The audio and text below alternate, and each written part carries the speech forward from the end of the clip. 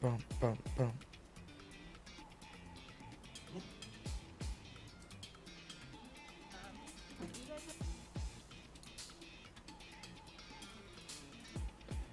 Valor's updating.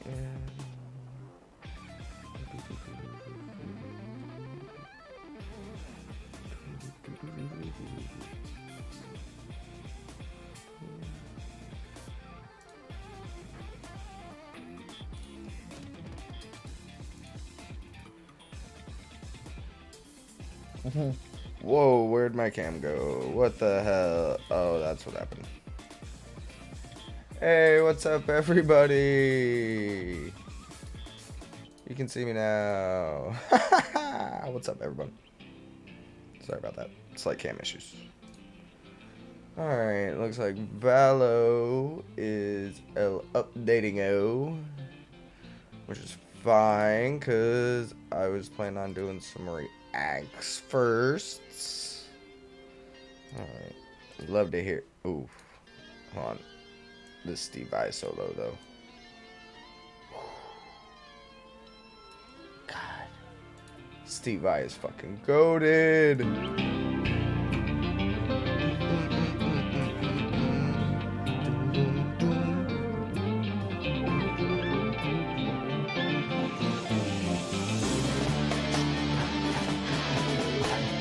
Like the drumline snare in the background. Well, Steve Vai just fucking shreds that guitar. He made that guitar bitch. And that's actually a Tim Henson custom nylon electric Ibanez guitar that he's playing. Steve Vai is playing on the Tim Henson cable. Right here, right here.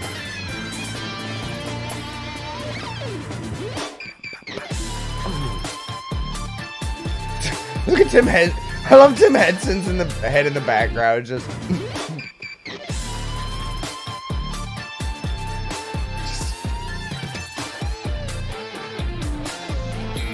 Tim Henson was vibing on that video.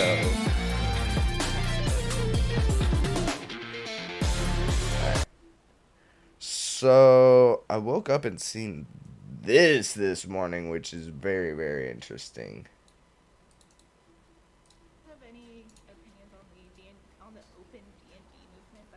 Happening in the fandom.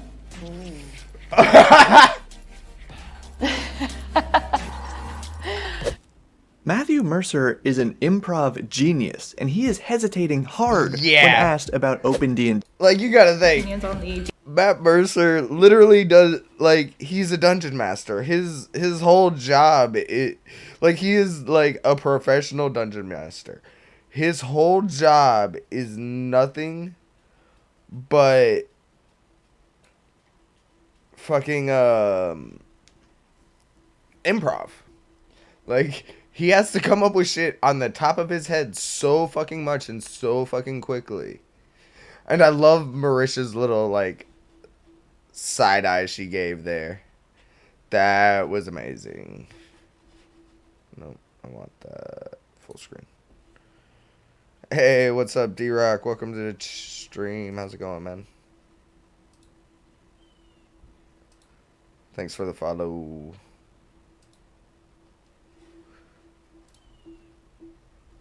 On the open D&D movement that's currently happening Twitch. in the fandom. Surprise. Buffering. Matthew Mercer is an improv genius, and he is hesitating hard when asked about open D&D. Fortunately, the wonderful Marisha Ray steps in to save him, and she expands on Critical Role's official stance on open D&D and maybe, perhaps, developing their own RPG? We're gonna check this out because I'm Bob, this is where we learn how to have more fun playing RPGs together, and if you somehow haven't heard, Critical Role is the multi-million-dollar entertainment and gaming company founded and run by an amazing group of creative and welcoming voice actors Like, bro, who, they are through their keeping, actual play D&D like, show, no have shit, shown tens of millions of people what it's like to play D&D. 1.8 million. We all know Critical Role has an incredible production value and features charming and hilarious trained actors, so it's far from your average role-playing game experience, but it cannot be overstated it's how just, much like, top these tier of it. quote-unquote nerdy-ass voice actors have boosted the D&D brand just since their top show began tier. in 2016. Like- They've collaborated with Wizards of the Coast on at least 2 D&D 5e official books. They've created the most popular TTRPG-inspired animated series ever. Maybe not if you count Adventure Time. Is Flame Princess evil? Or maybe chaotic neutral? But Critical Role is a Evil, titan in the or maybe role-playing chaotic game industry, now with their own publishing house, Darrington Press, and they have a huge stake in this OGL Open D&D debate because they make a lot of money producing their own books, some of which include the how Open Dory Gaming was License born, yeah. version 1.0a. So Critical Role initially released this statement about it, which doesn't really say anything.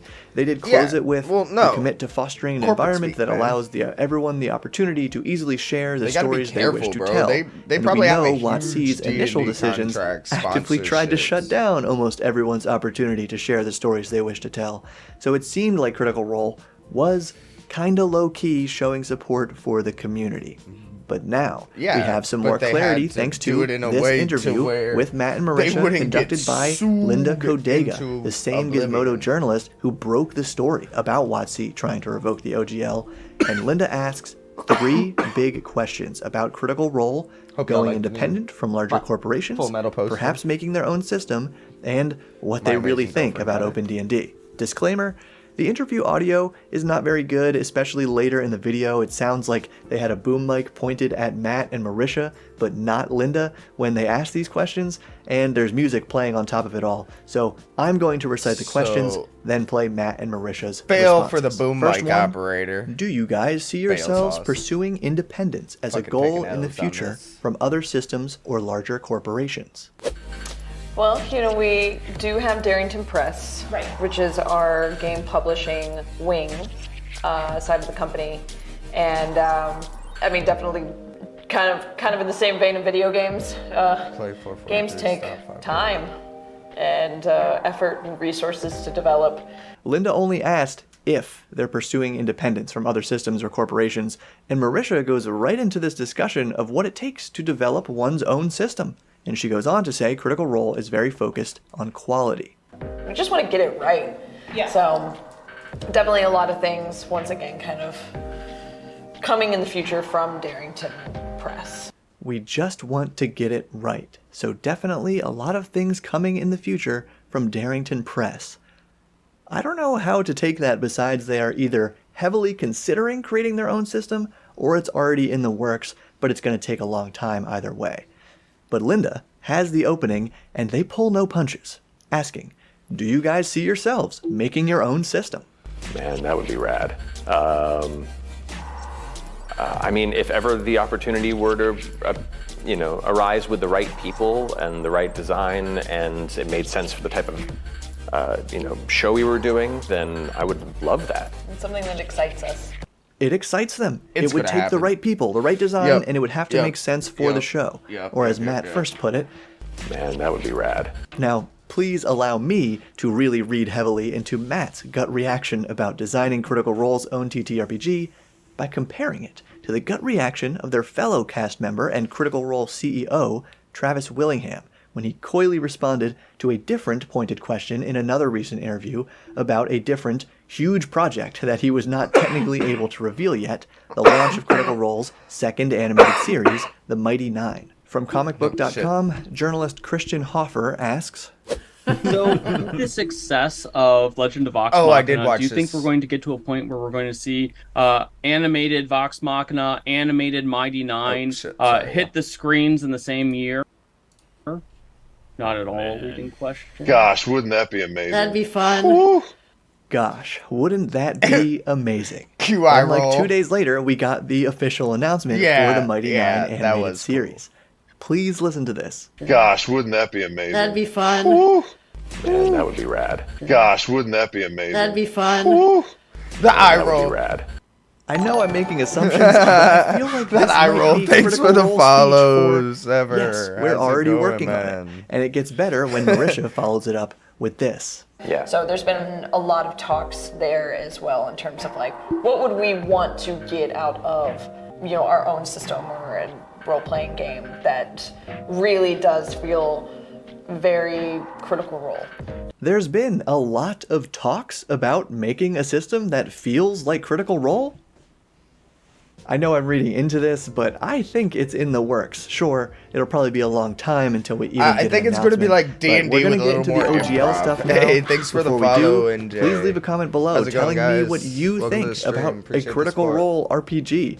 Do you think it's in the works? Am I totally delusional? Oh, no. If there is going to be one, They do you are think it would be like Bro, D&D? they even have Would the you name wanna for try it, it out? Critical Then Role. Matt goes Crit on roll. to say how part of the beauty of this hobby is all the variety and the number of games out there that can support different styles of play, and how Yeah, some dude. of those independent creators Like, deserve a lot of people don't more. know And Linda is listening. They go, like Cyberpunk 2077 started out is a fucking D&D spin-off from the OGL. Like Cyberpunk was originally a TTRPG. It was originally a tabletop RPG. That's like where all the lore and Johnny Silverhand and fuck, it's been so long since I played Cyberpunk and shit. The Arakawa Corporation and came to power and all that. Like, if you ever want to know more about Cyberpunk or anything, or want to know more about Cyberpunk lore, just check out all the TTRPG books. Like, that's where all the lore came from. So, like, the OGL, like, this whole OGL dispute does have a lot of impact on a lot of other things and creators other than Critical Role. Like, Warhammer is a fucking TTRPG that is... Warhammer is the... So, Critical Role and what they do is the closest to D&D. Without technically being D&D. Because they change a lot of stuff for copyright and shit. Because I think Critical Role seen this shit coming. Like, they knew once that Hasbro Wizards of the Coast buyout happened, they knew some shit was coming. So they've slowly tried to, like, distance themselves without distancing themselves from Critical Role. Or from Wizards of the Coast. While still playing ball and getting sponsor money to fund, their own shit. Like, no lie, like, Critical Role is doing it straight mob gangster style. They're just like, oh, yeah, we're playing ball, yeah. Hey, so we're not going to call them the actual gods' names. So we're not legally tied to them. Or, it's not technically Tiamat. It's the Great Dragon God or whatever. Like, they stopped using, like, I think towards the end of campaign 2 they stopped using, like, actual names for the gods and got a little more vague with it to avoid copyright. And so they're like, oh yeah, we're playing ball, see, and then they're just gonna be like, all right, contract's up, cool, deuces, we're not renewing. We've been working on our own shit with y'all's money, and here it is. Boom. Oh, yep, Twitch. Like, dude, Critical Role. Like, people don't realize how much money Critical Role makes. Not only from their sponsors on the show, Quip, all of them, D&D Beyond, so Wizards of the Coast D&D. Then you got Twitch fucking money, Twitch subs. That's, like... How much... Alright, let's see. Let's do a little research. Let's go to... I want to see... how many subs they actually have. I usually use my Prime sub for Crit Roll. Actually, I'm lying. I love Crit Roll, but I don't be watching them live on Twitch. It's just so hard to try and like sit straight through a 4 freaking hour fucking campaign stream. So normally I just sorry. I just watch. I'm subbed to them on YouTube though. They getting their money from me on YouTube, and that's another thing. Their YouTube channel. Fuck, dude. They have 1.2 million followers. Does it not say sub count? Can you not see sub counts? Channel information. Our Twitch channel subs receive benefits. Instant video on them. We can access Critical Role VODs, custom emotes, ability to post links. Plus, I'm off on Thursdays, and the Critical Roles drops on Thursdays on Instagram or on YouTube, so that's why it's just kind of, or no, they stream on Thursdays. I don't know. I know I just watch them on YouTube. I love Crit Roll. Light in a Box Machina, Season 2, Episode 46, watch party. Oh, wow, they were having Box Machina watch parties. Tuesday. That's cool. I still need to get caught up on Vox Machina. Once I started watching Machina, that's when I fell down the crit hole rabbit hole real hard. Popular clips. No, Beyond Dad. See, that's why they gotta be careful with what they're fucking saying. Campaign 2, Talks Machina. Well, they have 1.2 million followers, so I'm assuming they have about 500,000 subs. Like, they gotta be very, very fucking careful how they play this. Like, they can't just go gung-ho, balls blazing, let's go fuck Wizards of the Coast, man. That's millions of dollars. And that's millions of dollars that they're using to set up their own. Oh, let's check out. Okay, here we go.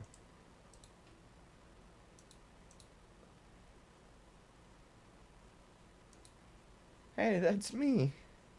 That's me. Bro, the Hasananabi Kid Nation, dude, is fucking insane. I'm on an episode I'm like halfway through episode 4. 1.88 million subs. Okay, so that video, well, that was a new video. Welcome to Exandria. Oh, what? Exandria, an intimate history narrated by Matt Mercer. That is fucking dope. How have I never watched that? We're gonna save that for later, but I do want to watch that. Alright, so let's just go by everything is content. Persona 3 portable. Huh? Damn, Critical Role's been grinding this year. I haven't really watched any Crit Role so far this year. But okay, so I think I'm actually the City of Flowering Light. No. I'm on episode 41. Okay, they're on 46. Alright, I'm only 5 episodes behind. I can catch up in a couple days.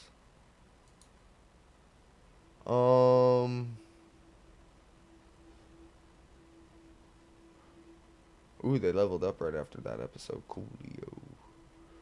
But 1 million views. 1 million views. 808,000 views. Like, and they're so long. They're getting multiple views because people aren't watching the fucking episode full through. Bro, Mighty Nine, 8.6 million, 17 million views.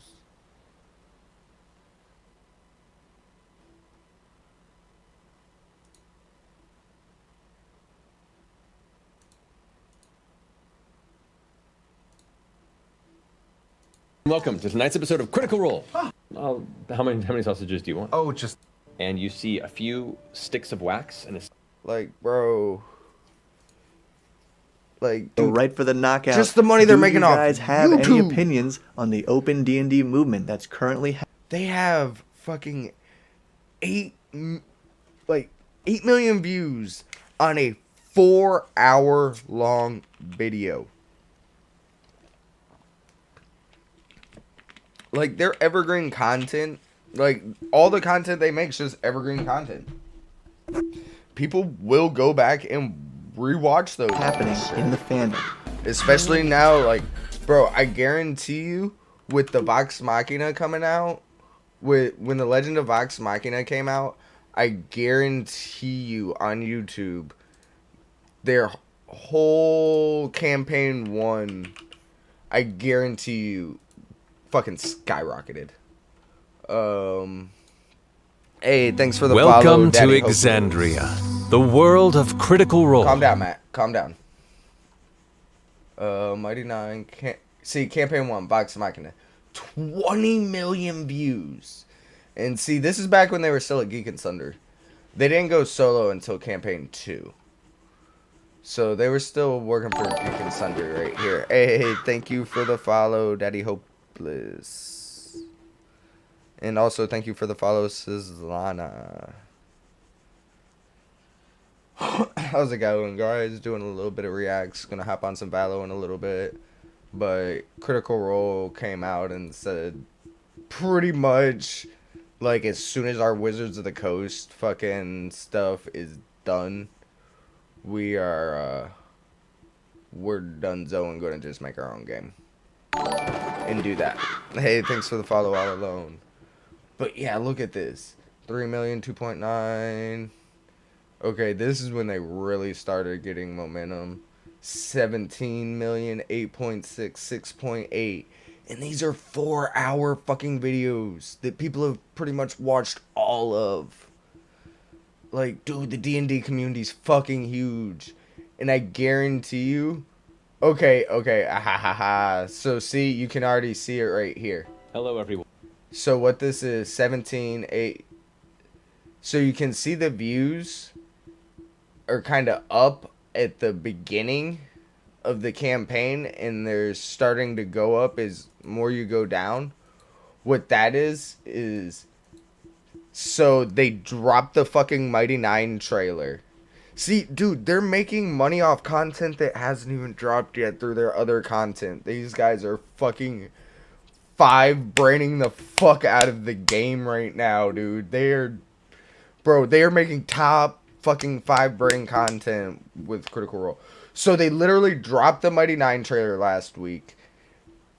Now, campaign 2 on YouTube, episode 1, 17 million views, 8.6 million views, 6.8 million views. Like, these people are fucking going through now and watching the Mighty Nine campaign and shit to see fucking... And there's like 40 episodes in a campaign. Over that, there's like 100 for... Like, bro, you're talking thousands of hours of content, bro. Thousands. That's just campaign 1. Or campaign 2. There's like 170 episodes. Average 3 to 4 hours.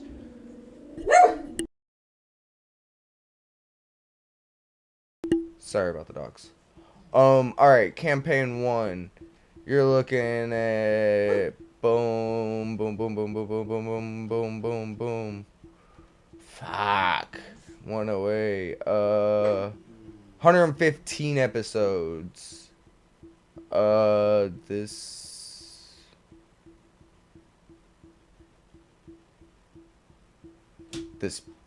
episode was badass. This is when they had Joe Manganiello on, and he fucking stole the hand of Victor and just dipped out on him, and everybody's like, what the fuck? Bro, this episode was fucking Hello, everyone, goated. and welcome to tonight's episode of Critical Role, where a bunch of us nerdy-ass voice actors sit around and play Dungeons & Dragons. No, I don't want that! Okay, how far am I from my best pal Grog? You are about... Where is it? It would be right around where Joe Manganiello fucking dips out. You're about 55, 60 feet from him. Sick. Am I rolling as well, even though... You're flying. You're fine. All right. Yeah. You know? Everybody's 23 reaction was points amazing. of just general strain damage. Technically, it's the fall damage, but you caught yourself. You barely pull yourself back up onto these platforms. The tethers still remain holding it, but you don't know how long they'll be there as the energy is subsiding around this tower. You all take a moment to imagine what you've lost, what you've gained. Everything has led to this moment.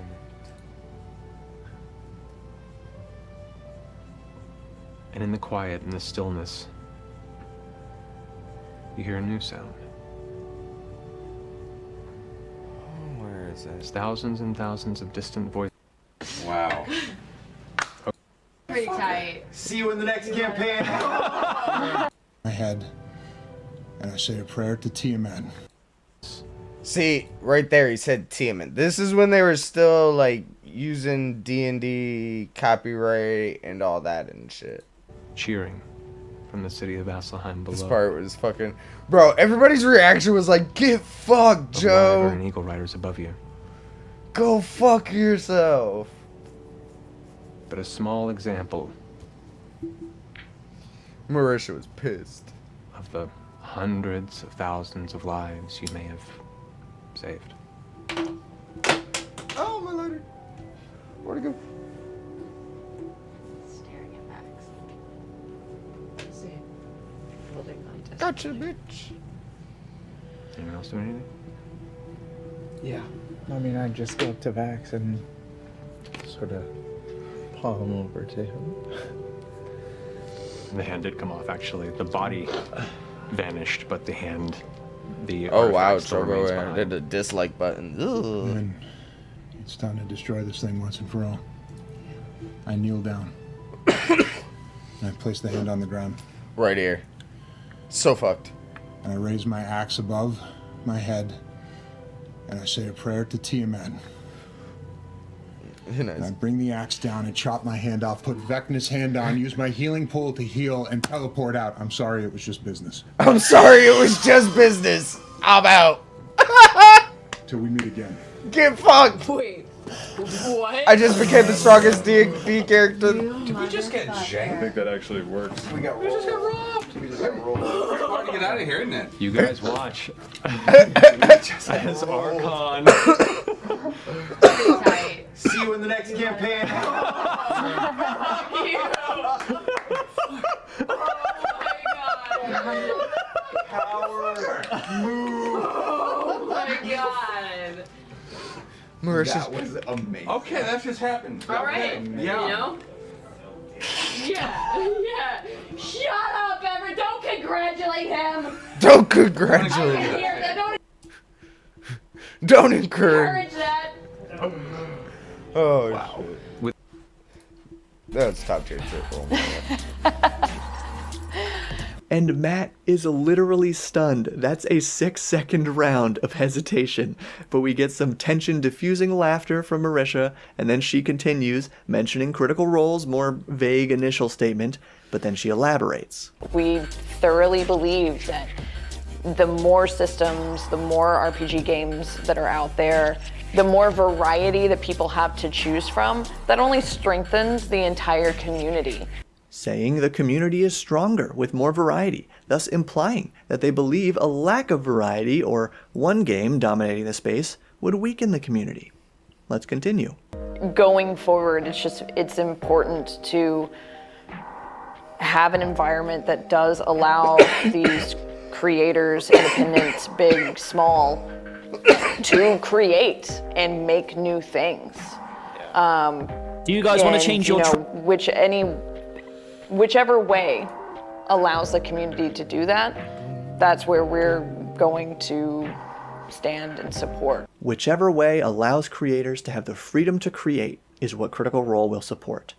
This makes me pretty convinced that they did not agree to the initial OGL changes And honestly, their disapproval could have had as much of And an impact on WotC's recent decision making as every tweet and video about OpenD&D combined. These awesome people giving WotC that reality check is huge, and Marisha really sends it home here. You know, we ourselves started as small indie creators and have continued to grow and take off from there. So like they could have just implode the whole fucking company. Yeah, I'm definitely interested in watching where it goes. So now at the head of a multi-million-dollar company, they still remember that only 7-ish years ago, they were technically indie RPG creators too, and they seem like they don't want to close that door behind them, which is amazing. And yes, I think that long hesitation from Matt was a difficult moment of self-restraint where he probably wanted to speak out for the community, maybe even against WotC's initial moves, but they're clearly walking a knife's edge between the household name of D&D, whose coattails they rode to get started, and the community of tens of thousands of creators and millions of viewers who look up to them. I do not envy their position, and I do not in any way condone people telling them what to do or say. Yeah, man. Ultimately, they have limitations, and within those limitations, I'm trusting them to do their best to stay true to their fans, true to their own employees who depend on them, and true to the folks at WotC. Yeah, they're a company with hundreds of employees. What we need to do. Like, they're a major production company. You can help me by getting one of these awesome remaining sets of limited edition Bob World Builder metal dice. Save 18% with code BOB. They could have just implode the fucking company because so many people would have been out of fucking work. Like, come on, man. You can't just get sued into oblivion because you don't agree. Wait, meanwhile, in the background. Do you want to choose which one? Oh, good. Do you want to choose which one's Laudna, Imogen? I don't get to go. You don't. Okay. Oh, when she died. This is me. This is on me. Give me the coin. Okay. I'm gonna send a message to Delilah as soon as. Yeah, you sent that fucking message first. So I have a third spell left. I want to Never send a message better. to Delilah, but it's not my Oh, that part turn was in the awesome. initiative. Oh, yeah. Nope. Oh no, Marisha! Told you it's time. Okay. Do you want to choose? That which one? was fucked. Never better, my guy.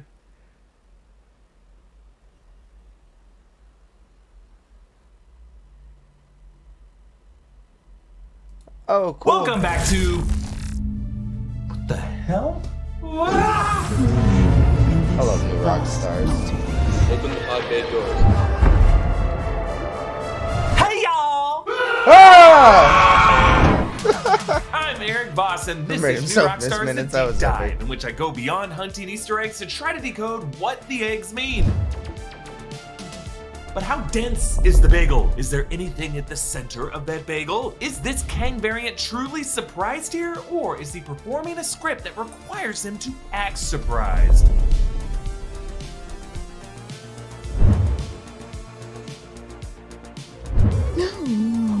What a lovely day! Initiating spin!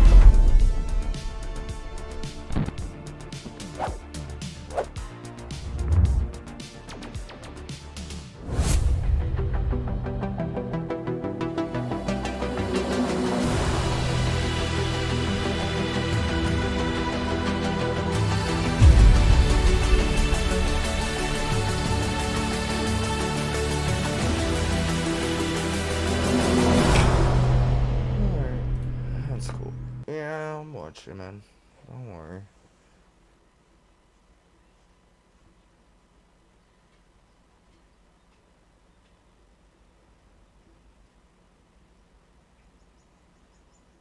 Oh, shit. In Memphis, Tennessee, the community is preparing for the funeral of Tyree Nichols. The services were pushed back from their original start time this morning because of bad weather. They're now slated to begin at 2 p.m. Eastern. Reverend Al Sharpton is expected to give the eulogy. Oh, Nichols, shit. as you'll recall, was beaten by a group of The police good officers during Reverend. a traffic stop last month. God He died damn. 3 days later in the hospital. His death has prompted renewed calls for police reform nationwide. CBS News correspondent Omar Villafranca is there.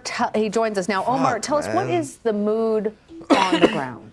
Jesus, dude. Fucking Well, people here nowadays, people man. are ready to try to come to a little bit of closure with the funeral today. There was a large crowd that was just standing actually outside the church behind me here, and they opened the doors just a few minutes ago. It's below freezing right now, so people happily went in to try to warm up before the service starts.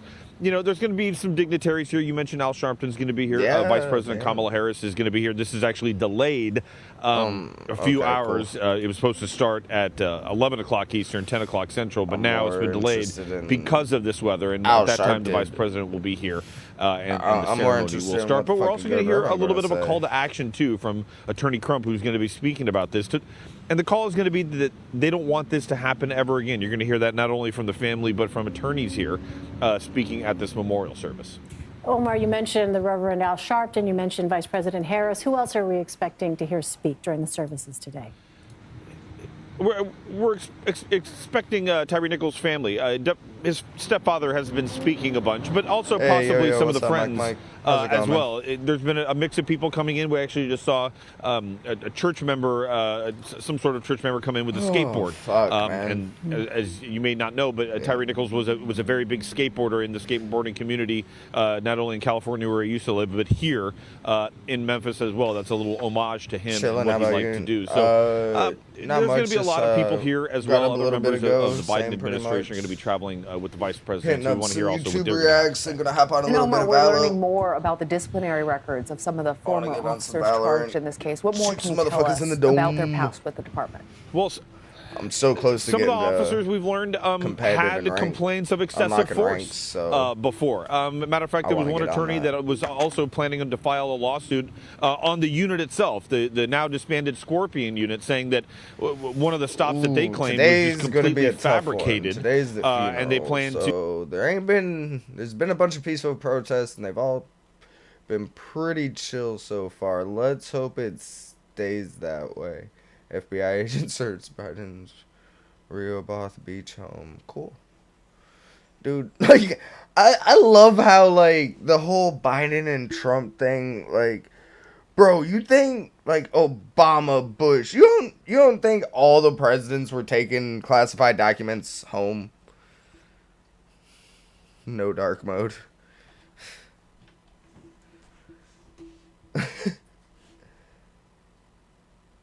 Like, you got, like, I love how, like, they think Biden and fucking Trump were the first ones to get caught with this shit. Like, the only ones doing this shit. They're just the only ones that got caught doing this shit, because in the age we live in now. All the fucking presidents were taking classified documents home. Yeah, no.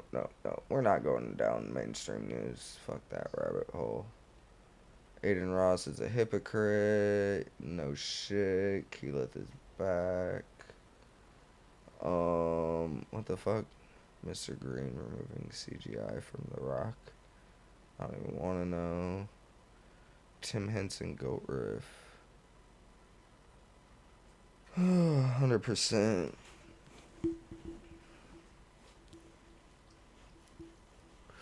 Yeah, exactly. But, like, dude, Obama, Bush, fucking Clinton, all of them were taking classified fucking documents home. Like, this, yeah, it's just we're in a more transparent age where it's easier to get caught doing this shit. And everybody's got a camera phone and can be like, boop, and take a picture of something and shit. Like,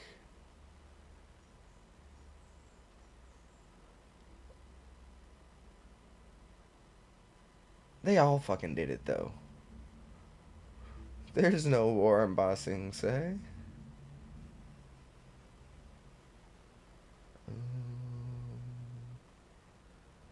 Oh, yeah, the Billy Mitchell fucking scandal.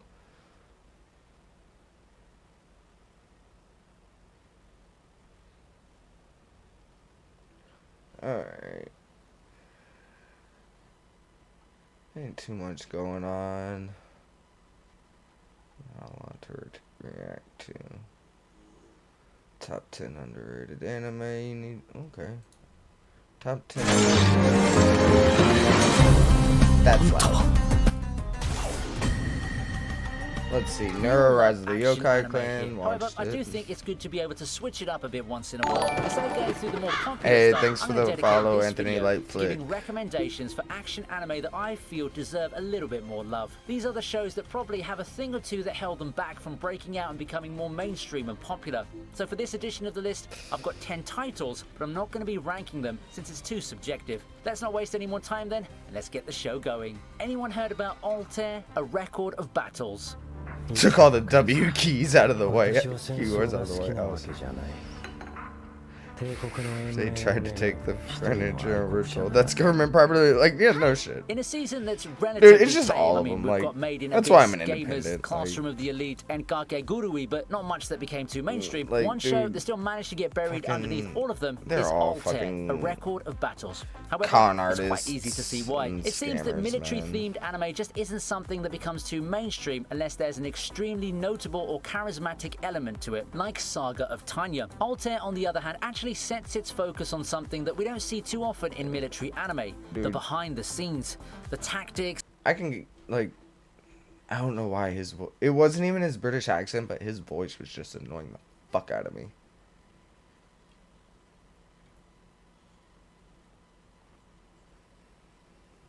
Terry Nichols' funeral, and don't care. Red Rush good while he lasted.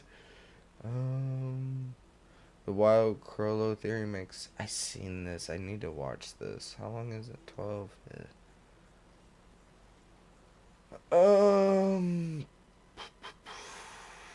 Fuck it. We'll watch this real quick. Frollo Lucifer and Queen And then Oito we'll hop on some Valo. are related. Not only that, but they're brother and sister related. So They all like, invested the next really day into Eevee. This would make Yeah, 14th Prince Woebel Crollo's niece, and then, it would also like, make future family gatherings fuck, man, incredibly Pelosi's awkward because new Uncle Kurapika Pelosi's husband's the greatest insider trading of all time. Even Warren Buffett's like, dude, that portfolio is impossible. Like, not even Warren Buffett was like, no shot. Nancy Pelosi didn't give fucking her husband insider information. No shot. Warren Buffett's like, arrest this I man. know, it sounds stupid, not Spanish, the theory. All 100 Although I feel like Warren Buffett said all that just because he was salty that someone out fucking insider traded him in the stock market. Come on, let's be honest. Warren Buffett's fucking insider trading. He's just smart about how he insider trades to where he doesn't get fucking... He insider trades, but not enough to get caught by the SEC. He's not fucking stupid, man. He's Warren fucking Buffett, dude. Like, that man has just made money from putting money into shit.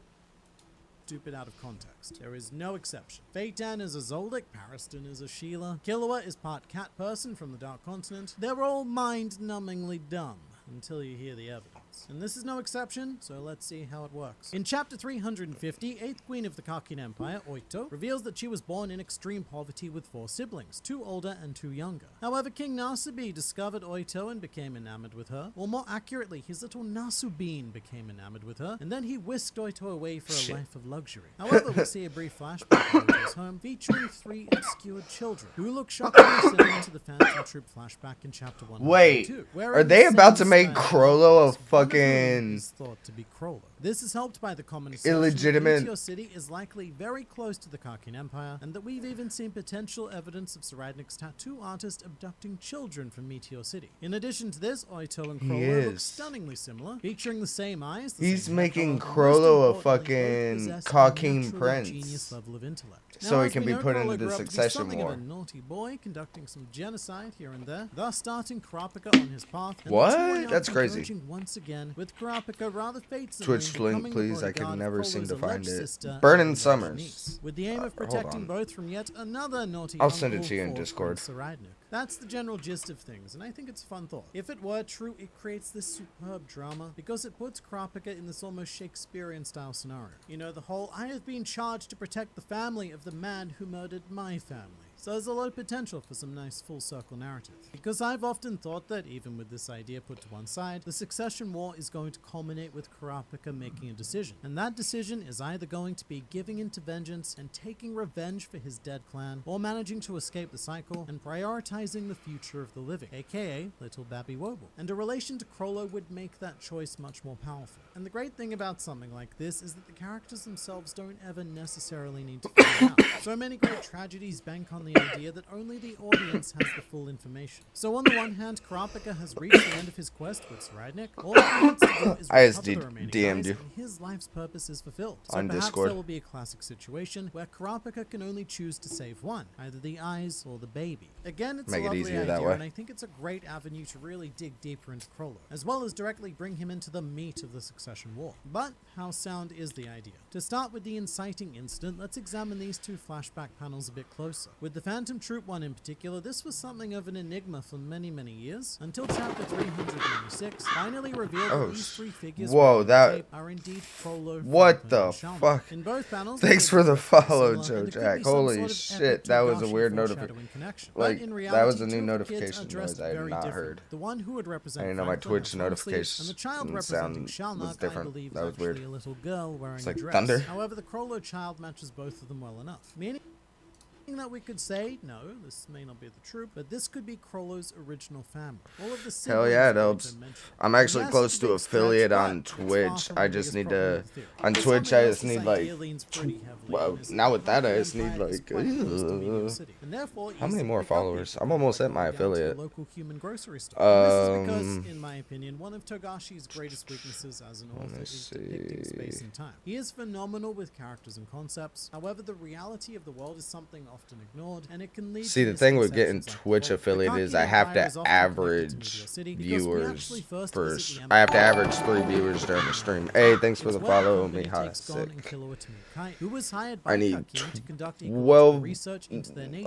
significantly smaller and much more manageable ants. The really big ants, of course, 20 more, NGL, one and more then shortly followers after, on Zarzan and some of Twitch, the others take up and residence I in need to Meteor City. average So a the lot logic more here is viewers that a Kakin stream. is close to NGL, which is You gotta close to average Meteor 3 City. viewers In the manga, Gon, having Killua, and Kai do during travel your from stream Kakin time. to NGL in a couple of pages, I'm so at it does give 0.81 the right now. impression that they're right next door. But they're actually on completely different sides of the world, because the Queen's Arm was found south of York New City, which is the European continent. Meanwhile, Kakin is on the Asia continent. And given that the Chimera ant outbreak was restricted to this bottom left sector of the world, it's safe to assume that Meteor City is also on the European continent, and therefore nowhere near Kakin. Is this a problem for the theory? Not really. Meteor City's location doesn't matter because it's still a global hub. People travel there from all over the human realm to I've engage in also all sorts of been delicious streaming on activities, there. whether It's that's a kidnapping newer children site. or sourcing wives. In fact, one It's of a the lot most easier prominent for like cases of wife sourcing the was found in Zoldyck discoverability on that Meteor site's a Zoldyck was lot originally better. Like resident it's a lot of Meteor City easier as before like she a new was streamer to selected get marry into the assassin family. discovered Furthermore, the Zoldyck discoverability. employees, Like Goto and Canary, Twitch were and also YouTube acquired streamer from Meteor City. discoverability The reason why sucks, I imagine dude. this is a good idea is because for people in desperate situations,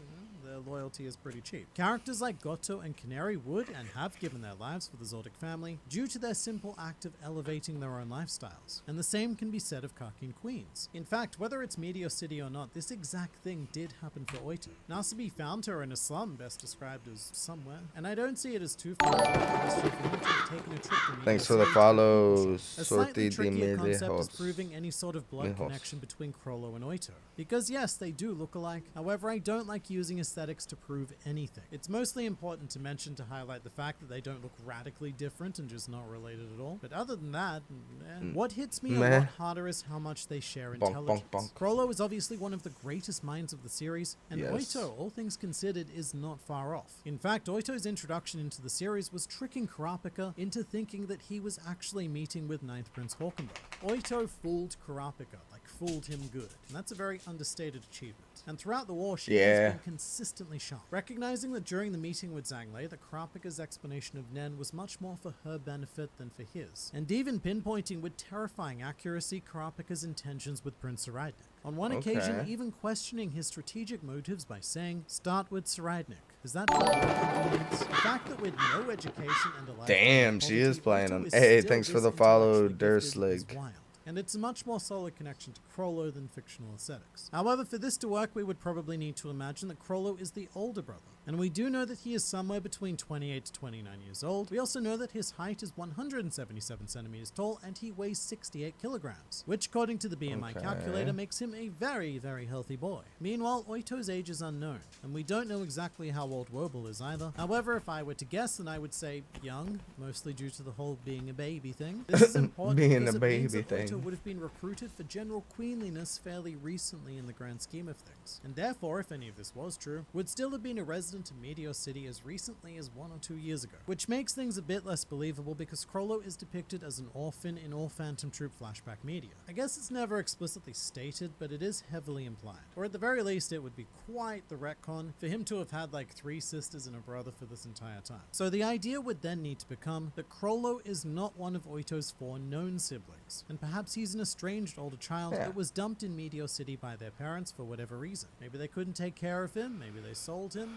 whatever, it happened. And then his eventual siblings still grew up in poverty, but not like Meteor City levels of poverty. And at this point, I'd also like to briefly linger on the very first panel we see of Queen Oito. Absolutely beautifully drawn by Togashi. You can really sense the desperation and terror on her face, but what captures my eye even more is the framed portrait of King Nasubi in the background. When I first saw this, I went, hang on a second, I know that image. And it's because it's a blatant copy-paste from chapter 340, where Nasubi gives his big dark continent speech, which makes sense from a manga-making perspective, because Togashi's health only gives him so much ability to draw, so reusing images isn't quite as taboo as many mangaka often view it. But from an in-world perspective, it's pretty funny, because it means that that picture was printed and framed within like a day. King Nasubi saw himself on the television and said, "Damn, I look good.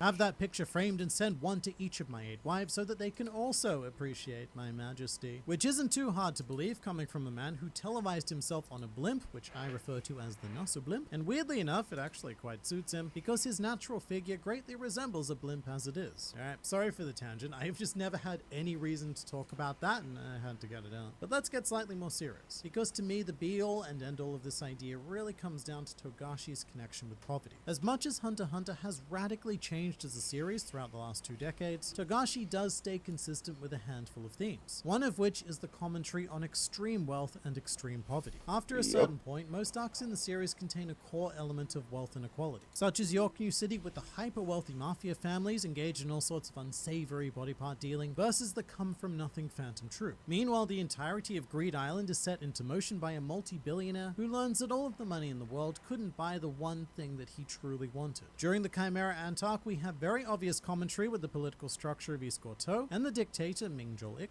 and now the Kakin Empire, well, that should be pretty obvious as well. All of that was a very long way of saying that Togashi has very strong ideas about wealth inequality, and as a result, he often portrays poverty. He portrays it a lot, and he generally does it exactly the same way every time. For example, there's a lesser-known theory that Leorio and Benolt are from the same town because their flashbacks in the 2011 anime show them wearing very similar clothing and being in the same dystopian poor environment. Essentially the exact same evidence that we're using for Chrollo's connection to Oito. And that's because when Togashi draws poverty, he's not focused on depicting exactly where that poverty is happening. He's more focused on conveying the feeling. The location itself doesn't matter. It's the state of being. And so Togashi has developed a very standard aesthetic, which generally involves children wearing light scruffy clothes, usually shorts, in bare barren environments that almost look quite desert-like. And each and every time he depicts a new location of poverty, they are all essentially interchangeable with one another. They could all be one place, maybe it's all just Meteor City, but it's more likely that these are all separate places joined by Togashi's preferred depiction of poverty. In fact, Gyro is another example of this. His poverty backstory location is completely indistinguishable from anyone else we've mentioned. And what's more interesting is that specific Leorio theory doesn't even work, because his hometown was never depicted in the manga. What we see in the 2011 anime is their interpretation of Leorio's childhood, which I find funny because it means that what they did was just lift from Togashi's signature poverty style. So how much real meat is there on the Chrollo-Oito relation? Well, I'd say about a chicken wing. Enough meat to chew on and enjoy, but nowhere near enough meat to like thoroughly satisfy. Which is why you always need a pile of wings. One wing does not do it. It's entirely possible, but it relies on questionable evidence and a lot of convoluted connections. And the main reason why I think some people buy it is less because of the actual evidence available and more because of the future potential. I genuinely love the idea of Kurapika ending up saving Chrollo's family, whether it was intentional or not. But I also love the situation as it's currently set up up now. Not everything needs to connect, and what I really like about Hunter x Hunter is that it doesn't have small world syndrome. It's not Star Wars where everything ends up being connected to a Skywalker in some way, shape, or form. I mean, yes, you do have your family dynasties like your Zoldycks, your Neteros, and your Freaksesses, but for the most part, Togashi well and truly embraces a more realistic approach to characters, and no matter what the case turns out to be, I look forward to seeing more from all of the above.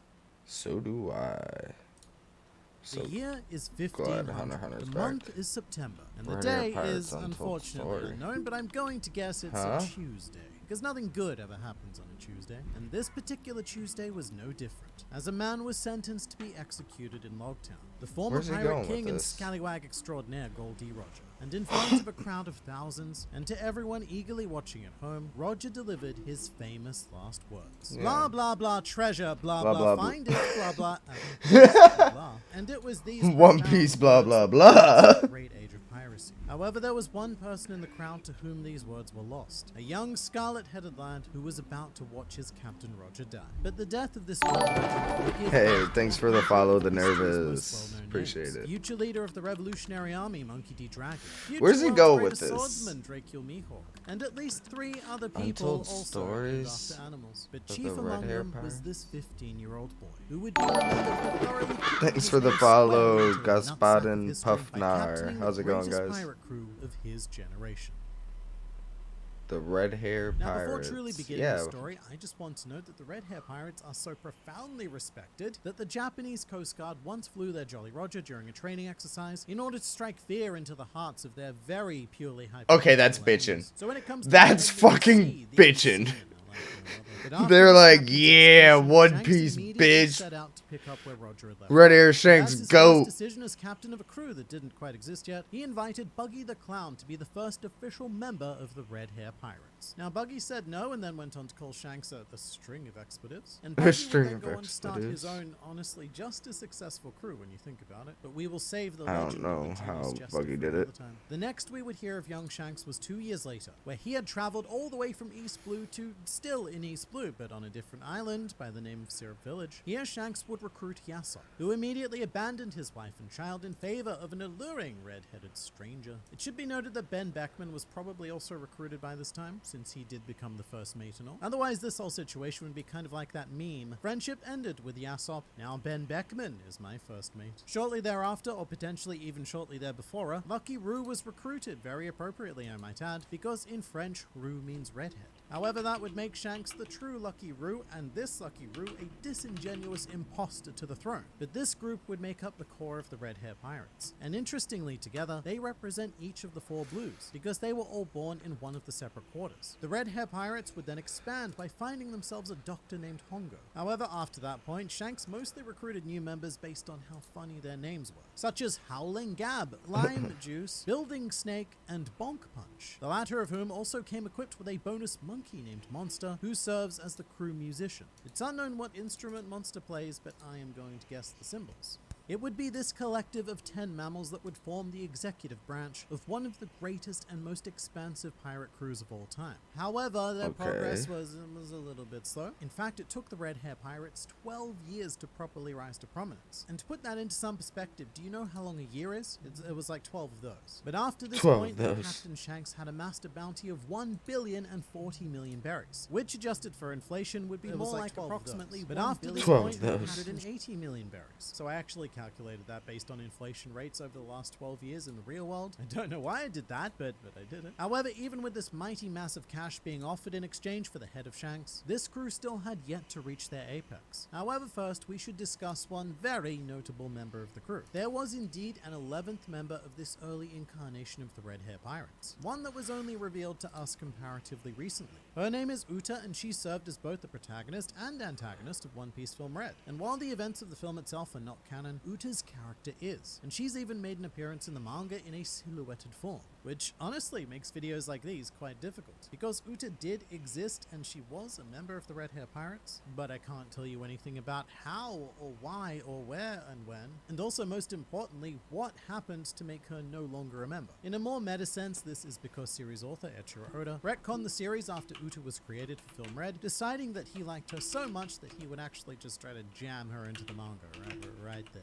So TLDR, this is currently Schrodinger's Uta. She both exists and does not exist at the same time. But back to things that certainly did happen. 12 years prior to the current day, Shanks, in a method best described as somehow, learned that a very special devil fruit was being transported by the world government. This was of course the Gomu Gomu no Mi, which was of course actually the Hito Hito no Mi Momonika, which was of course the most ridiculous devil fruit, which holds the key to bringing about the dawn of the world. And speaking of keys, this answers a very key question we've had since the beginning of One Piece. Why would the Red Hair Pirates actively seek out a devil fruit? It's easy to miss, but the Red Hair Pirates are a crew which, Uta aside, are completely composed of non-fruit using individuals. Much like the Roger Pirates before them, this crew ruled the seas through raw power alone, and their role at this point is best described as the caretakers of the world. Shanks in particular has some sort of special insight into both the true history and the true future of the world, and acquiring this one devil fruit was going to prove pivotal to making that future happen. So Shanks pulled up his pants and he said, "Alright boys, here's the plan. Step 1, we're going to subtly sneak up on the ship. Step 2, send in our most inconspicuous member, who also happens to be our largest crewmate both in terms of height and width. Step 3, steal the magical fruit. Step 4, don't forget to pat the cat on your way out. And finally, with the fruit, Pet the cat we'll on your head way back to the pub, have a nice cold pint, and wait for all of this to blow over." Which they did. The crew then returned victorious to their base on Fuchsia Village, where history's greatest accident would go on to take place. Now this takes us directly to the events of Chapter 1 of One Piece, because Fuchsia Village is of course the home of one Monkey D. Luffy, who in a bout of confused I'll call you back. accidentally consumed the magical fruit whilst everyone else was distracted, and it was in this moment that Shanks thought he had doomed the entire world.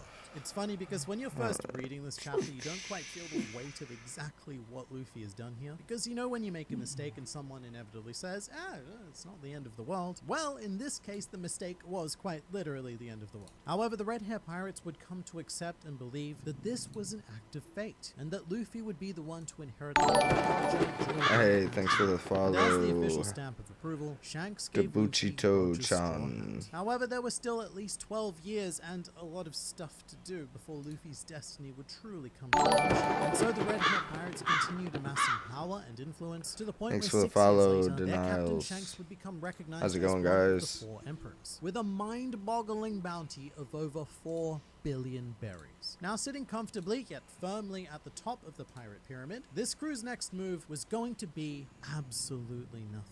After causing so much general piratism chaos, this crew became more of a diplomatic force, essentially trying to ensure that the world didn't fall apart before Luffy had I gotta go to the opportunity restroom to real change quick. it. And also, most of the crew started wearing capes, which is kind of cool. This Number actually one since dad led to a for great Yasahab. That's pretty hilarious. much directly power scale characters judging by whether or not they wear I don't think capes. For anime's example, ever had you a can good tell dad. that Onigashima Luffy is far more powerful than Whole Cake Island Luffy because he wears a cape. But there was one man out there who threatened the plans of the Red Hair Pirates. A man whose negligence for his own personal hygiene created a scent pungent enough for Shanks to catch a whiff of his plans. And so the Red Hair Pirates did everything in their power to stop the threat of Blackbeard. And by everything in their power, what I mean to say is that they sent a dude, one dude, to warn Whitebeard, who is another one of the 4 emperors, which I'm going to say did not go well. The dude in question's name is Rockstar, and he was a recent rookie member of the Red Hair Pirates. However, sending him to conduct important discussions with another Emperor of the Sea on your behalf is a lot like sending the intern you hired this morning to close a multinational business deal. Shanks himself later also went to Whitebeard, and I would say it went mildly better, but still it became clear that Shanks was not going to be able to prevent a massive scale war. Now you might be a bit confused here with these wars and these people and there's so many beards, but here is the scenario simplified. This man killed that man, which made this man very upset on behalf of another man who would go on to declare war on a further 100,000 other men in order to save the lives of the aforementioned third man. To quote the great Shanks himself, "Oh my, what a mess." Everything that the Red Hair Pirates had worked to preserve was about to crumble quicker than a Cadbury flake being exposed to a slight breeze, because they are very structurally poor chocolate.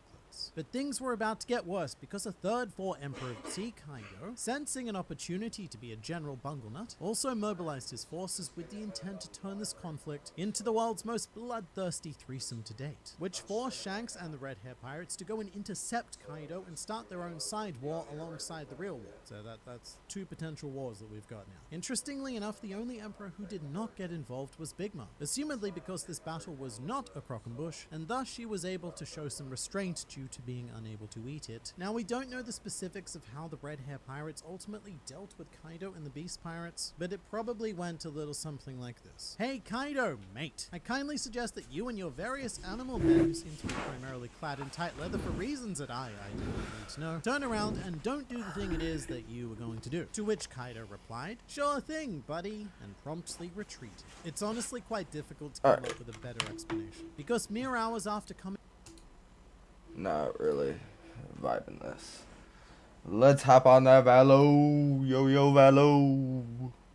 I'm a fucking dingus, aren't I? Oh well. I love being a dingus. Dinguses have more fun. Hey, welcome to the stream. Ni pua ni pera. I don't even know if I just said it. It sounds like I just said multiple expletives.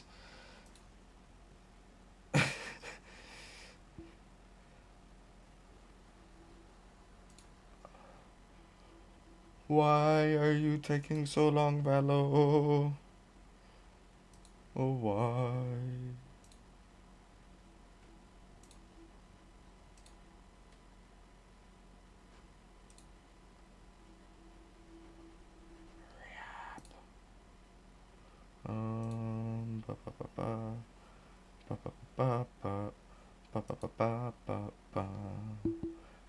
Let's go. A little Polyphia plan.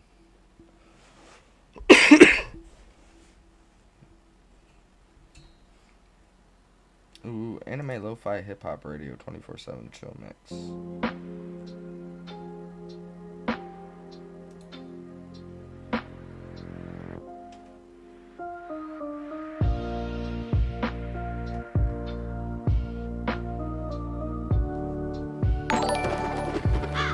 Hey, thanks for the stream or follow. I don't know why I said stream. Thanks for the follow, Nino. About to hop on this Valo. Let's go. Let's get it.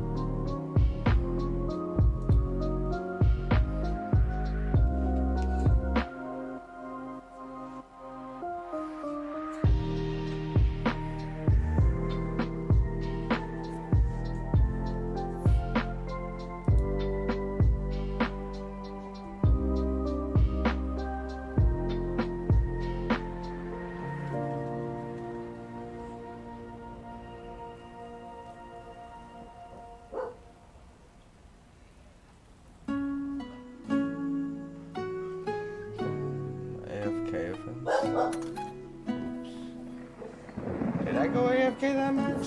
Yes. No shot. Fuck you. Oh. Shit happens, man. Match found. Ooh, that was quick. Let's go.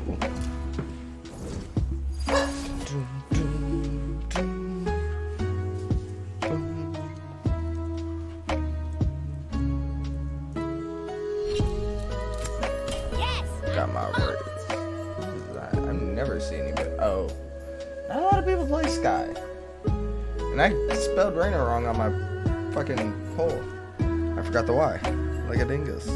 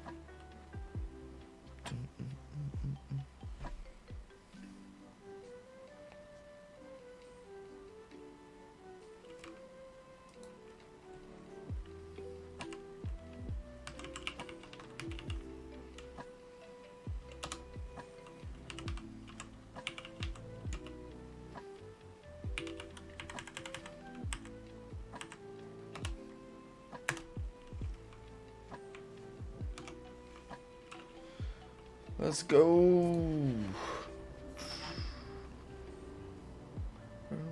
Let's make this extraction quick. After this, I'm going clubbing 5 time zones away, and the girl needs a moment to change. All right. Go. You hit them clubs up, baby. You know you a bad bee. Let's go.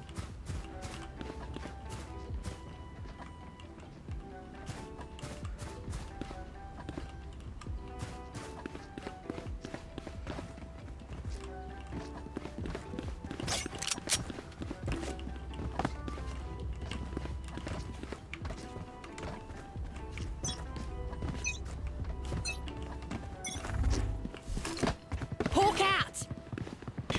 Blinded! Enemy spotted. Yo, thanks for the follow. Grenade! Careful now. Bomb buddy out.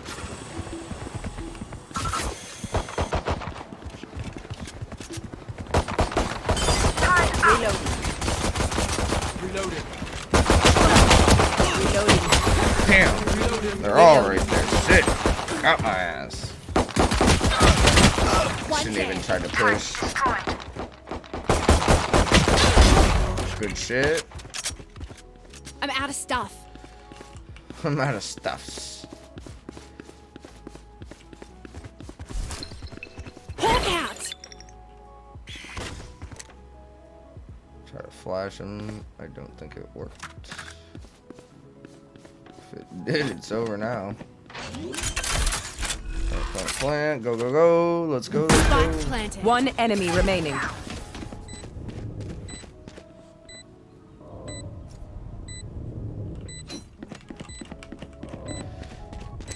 Okay, one left. Hell yeah. I'm bugged. They got one AFK. Let's go. They're still fighting after seeing what we can do. Not wise. Cool, I got my full bio.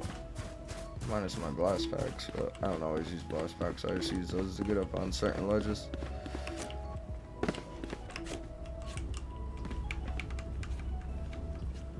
Whoa, why is my...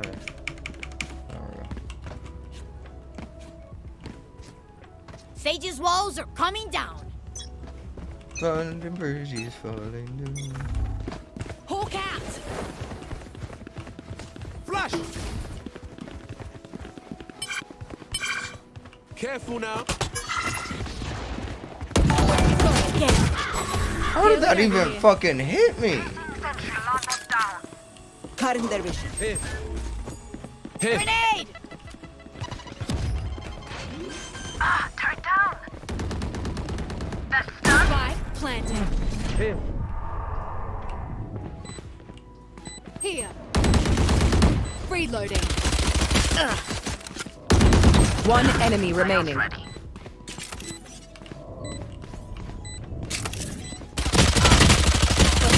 Damn it! Come on! Alright, I need to get warmed up. That was dog shit. Let's go. Y'all better keep up.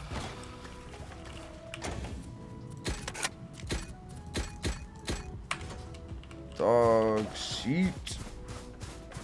That's a shit match. Okay, there we go. That's fine.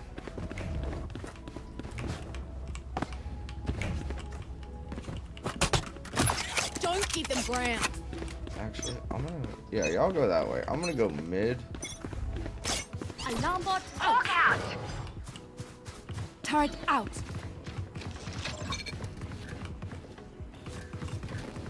They will cover.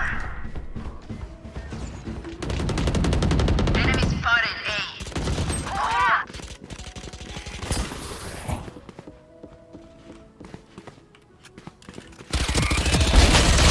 Damn.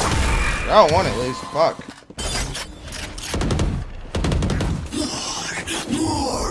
Going up. Arena.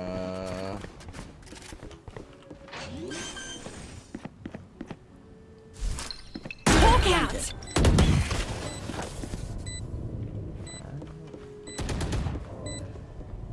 One enemy remaining. With that one.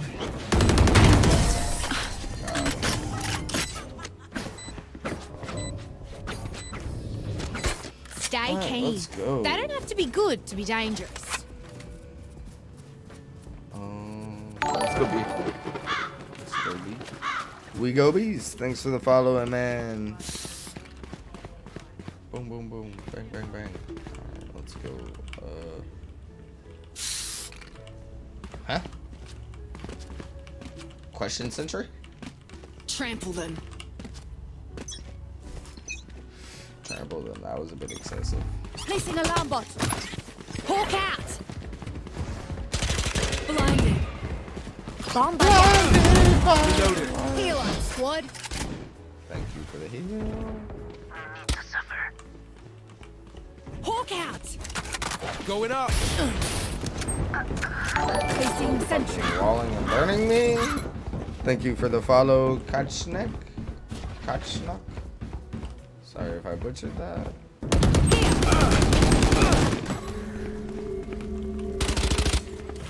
The hunt begins. Hey. Enemy spotted B. One enemy remaining. That's what I'm talking about, baby. Grenade. My ult's ready. I feel something over there. Can't place it. Like us, but satchel out.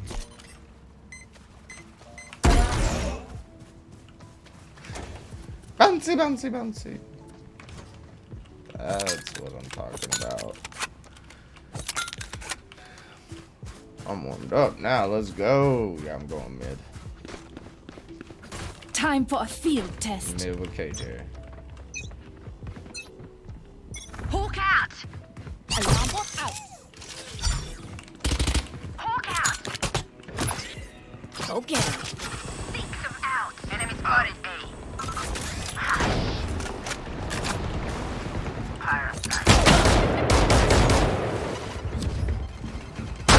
Damn it! I knew he was in there. Turret out.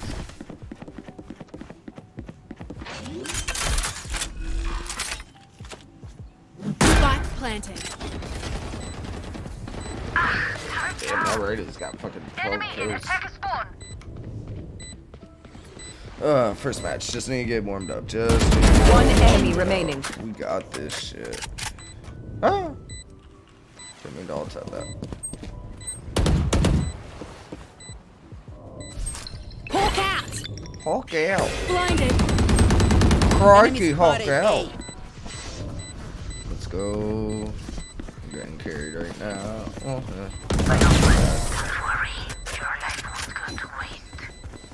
Will it shoot through that fucking door? Everyone note down your observations, then let's That'd be run crazy. it again. Attackers win. When they do, Don't bother me again when you're trying. Alright, quick, easy win. Even though I kind of got carried, I got 3 for 4. Not bad. Not bad, not bad.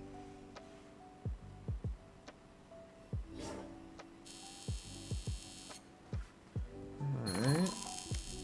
Oh shit, weeklies. Hells yeah. I should be able to. I'm so close to 20. So close.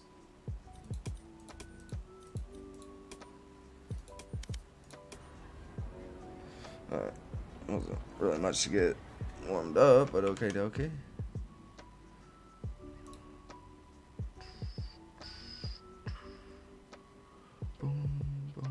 Match found.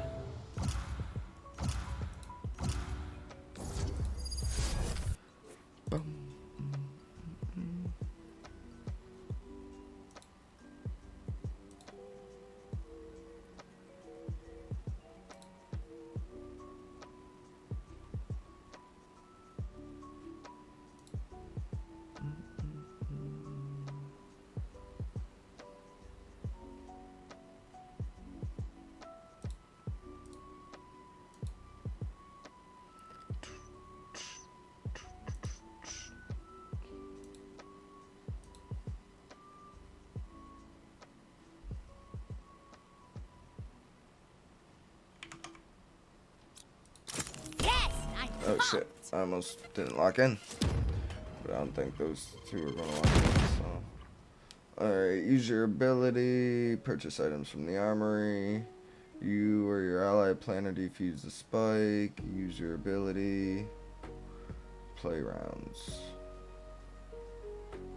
Okie dokie, Smokey!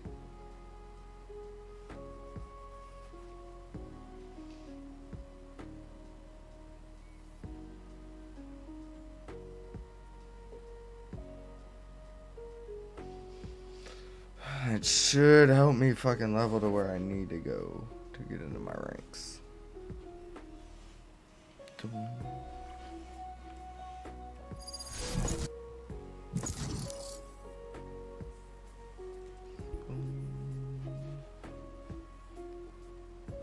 I knew somebody wasn't gonna pick. Match found. Match found. Haven.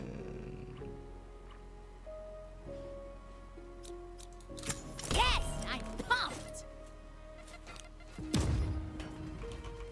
Alright, let's check out some stuff.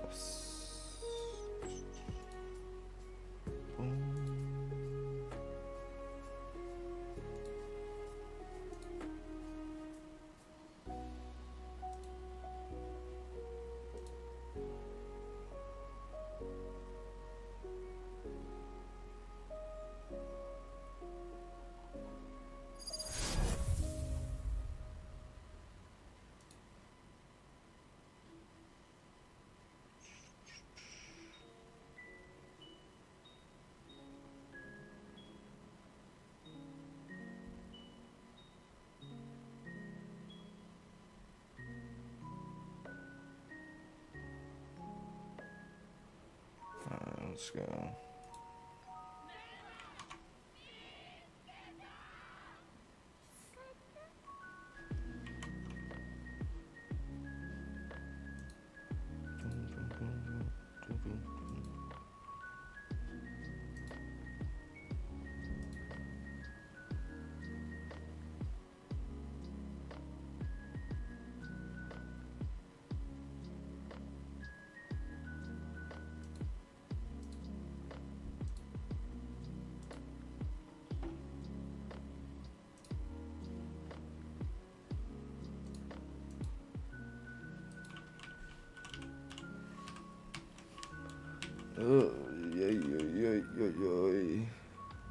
This place, I can feel its pain. It aches for redemption.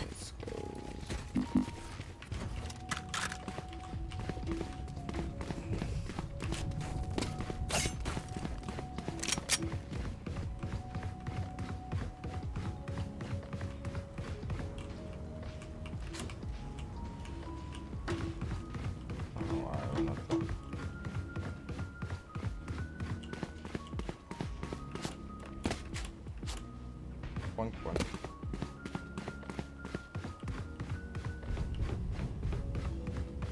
Careful. No shot, Sage. Careful.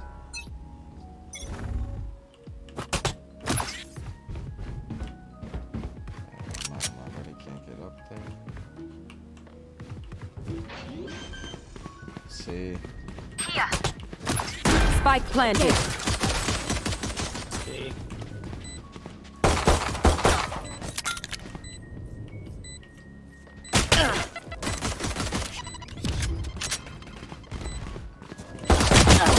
Damn. Oh, you don't. Bitch got me. Son of a bitch. Good attempt. Reloading. Enemy spotted. C. One enemy remaining. Last player standing.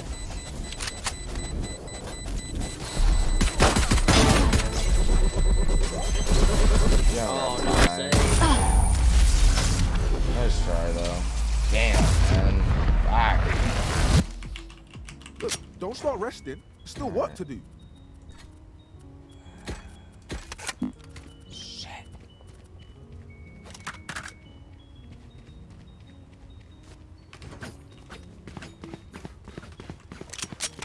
I guess we'll go with that.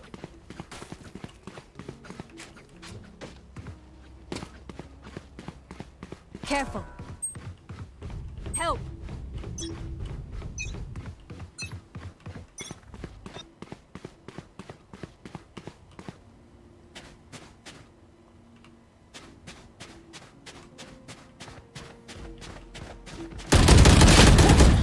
They're all C. They're all C. C, C, Spike C. planted.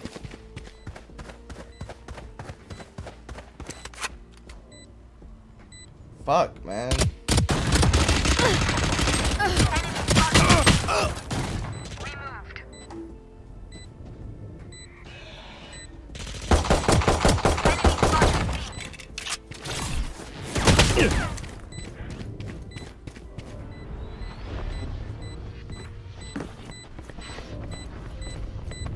Last player standing.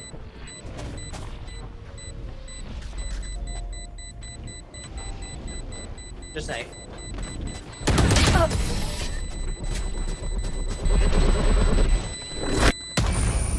One enemy remaining. That Yoru looks pissed Sage, all the fuck time. mid and come Honestly, speak- it's see with me. impressive.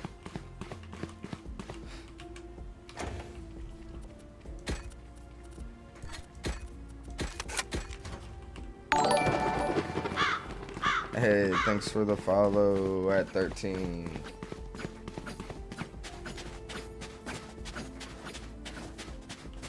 Let's go.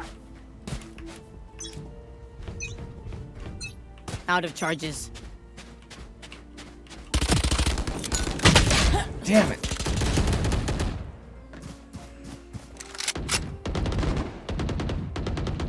I got Jet for 20. Enemy spotted C.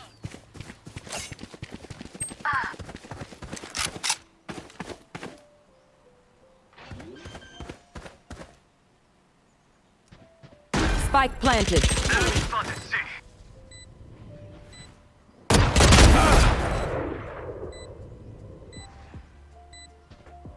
Last player standing. Two in the back. Damn. Nice try. Fuck. Raze, the plan is... Never mind, just keep blowing them up. I'm trying. Satchel out. Oops.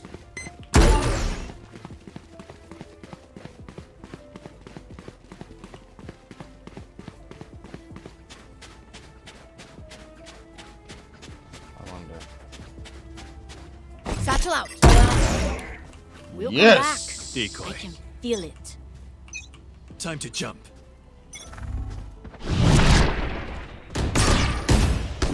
Many enemies see. Grenade! Joke's over! Okay. You're dead!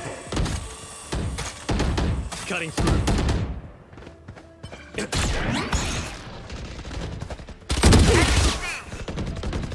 Sit down. My ultimate's ready. Come on, let's go. Oh. One enemy remaining. Hey, who's got the snacks? Nice. See? They're stubborn. Still trying to get warmed up. It's my second match, guys.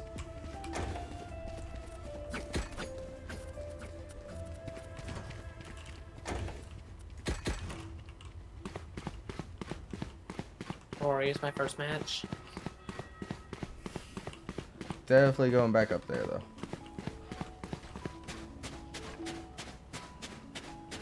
Let's go. Satchel out. Decoy. Someone's mid. Many enemies see. Bomb buddy out.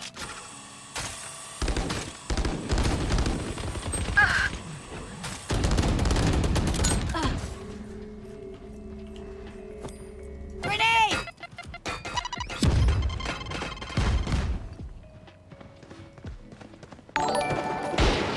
Last player standing. Raina was ready for my ass up there. She was pissed. Spike planted. Thanks for the follow, Mayu. Thanks for the follow, guys. Appreciate all the support. My ult's ready.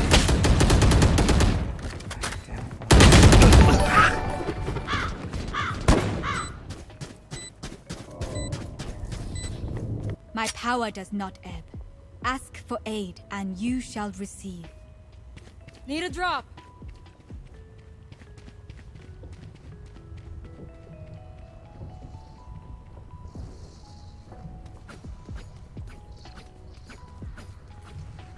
Shit, I can't go AFK now, Ma.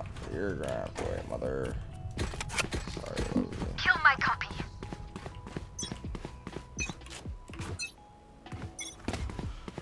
I told you, give me a little bit. You did not give me enough times. Over here. Ah! You're all C.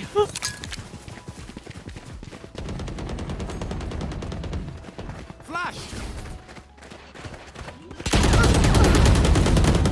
Healer's down. Grenade! Spike down, C. Someone C! Spike C. Careful now. One tap my ass. Your duty is not. That's One enemy remaining. My ult's ready. Spike planted. Going up.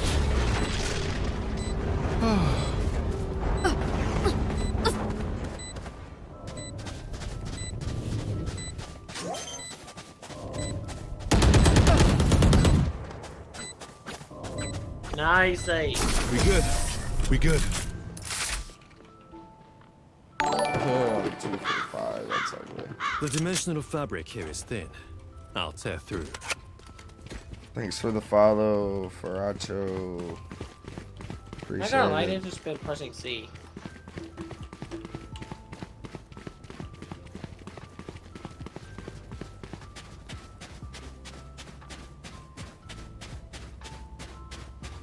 Satchel out. Satchel out.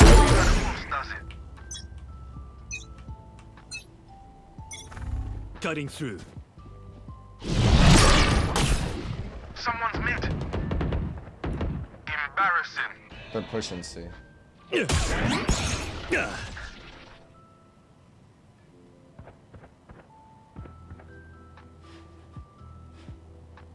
Many enemies mid. Someone's mid. opponent Now killed. attack a spawn. Bomb buddy out.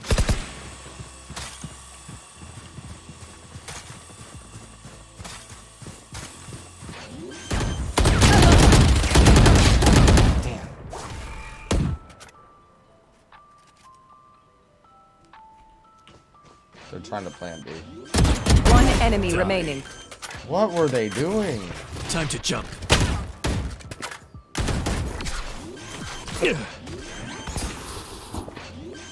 Last player standing.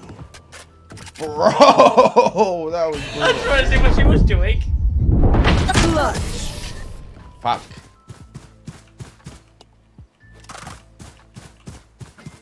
You say something? Sorry, ear's still ringing.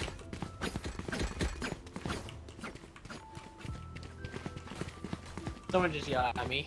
I deserve it.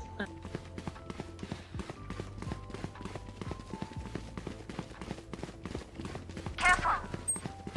Help. Satchel out. Ah, break's over. Decoy. Satchel out. Cutting through.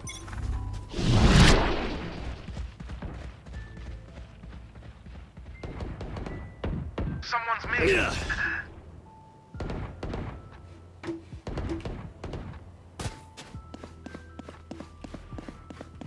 Spike planted. Here. Enemy spotted. 77 on. Damn it!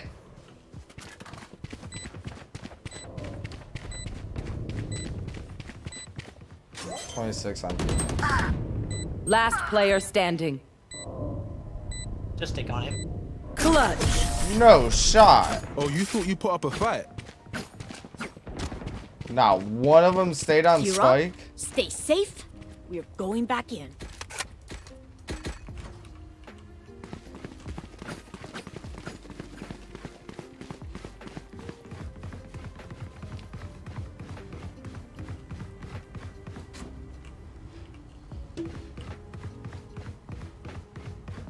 Careful.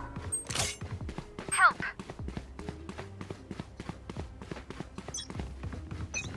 Decoy.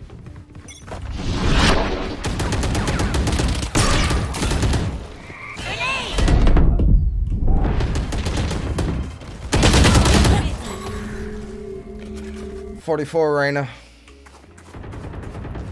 Fuck! Spike down B. Damn, I'm playing like dog shit. Spotted mid. Time to jump.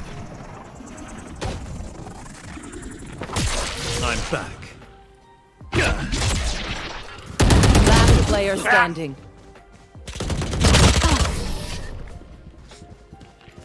I'm gonna hit F, not the other one.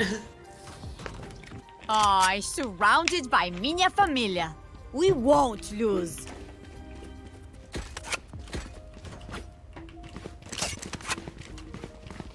Come on.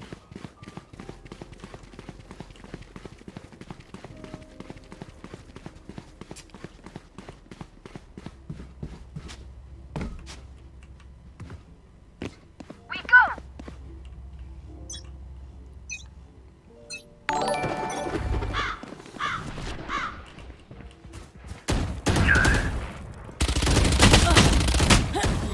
Watch your guys, eh?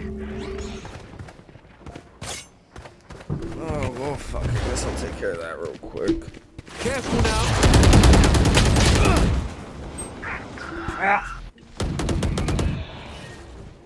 Last player standing.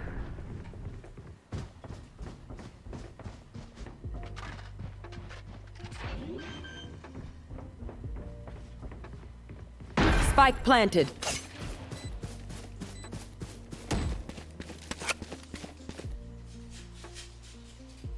Is that B, Jules?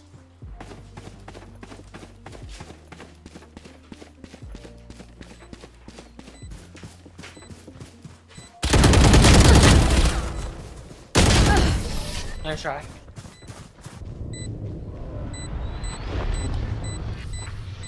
I don't care if there are 5 of them or 50 of them. Let's go.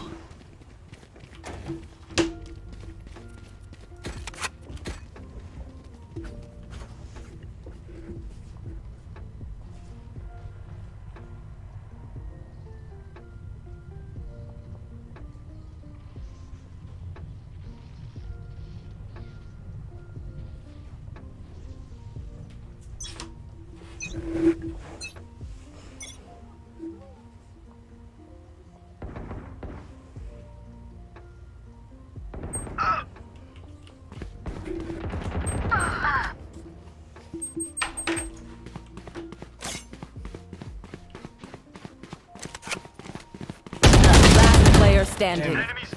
Spike down A.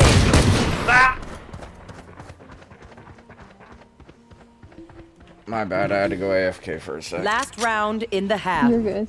Spend it now, or it's gone. Damn it.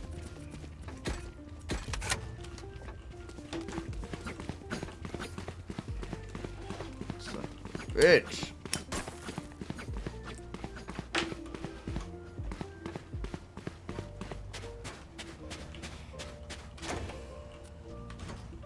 Together. We got 3. That's not bad for an attacker's map on defending side. Cutting through. Target down.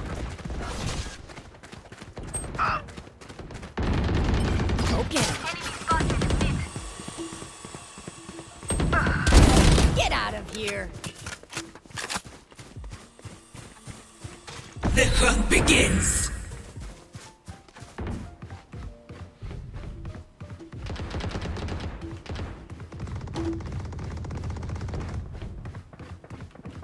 I missed every my shot.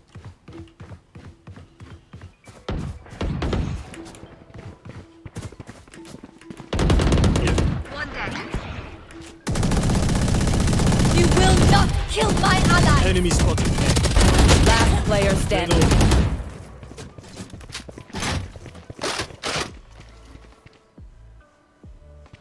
Alright, I'm not dead as last.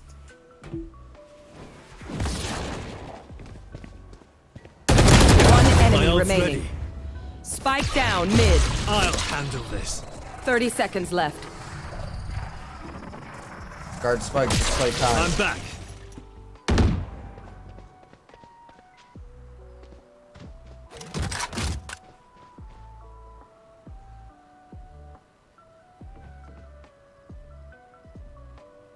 Just sit on that. 10 seconds left. No, no, no. Spike planted. Time to jump.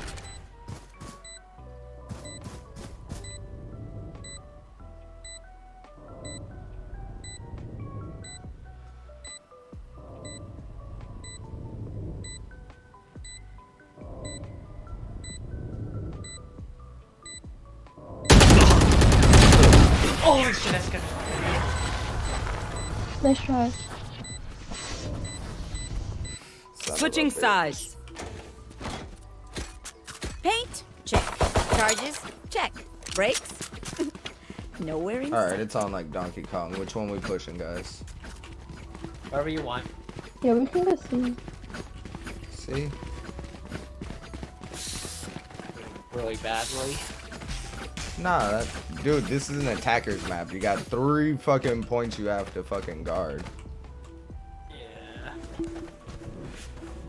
As long as you get more than 2, man, that's not bad.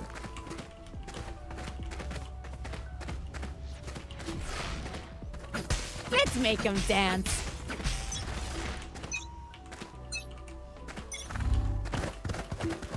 Cutting through. D. Enemy spotted. C. Reload him. Careful now. Stand down. Cutting through. Spike planted.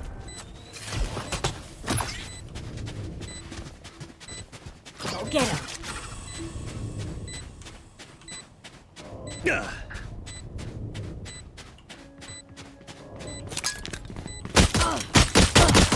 Damn. 22 on Judge, just coming from the back. One enemy remaining. Good shit.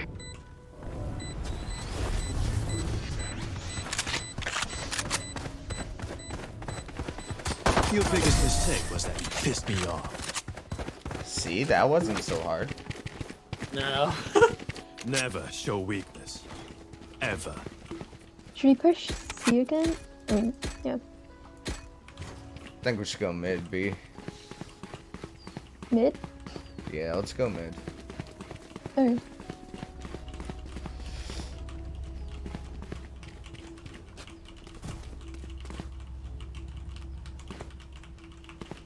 Because if they're Reset there, I the could tempo, always clear it not out with a them. grenade.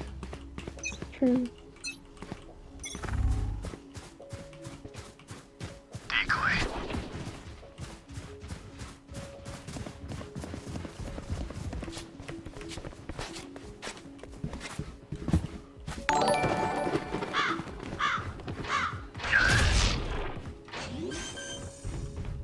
By the way, they were rotating My ult's from not spike planted.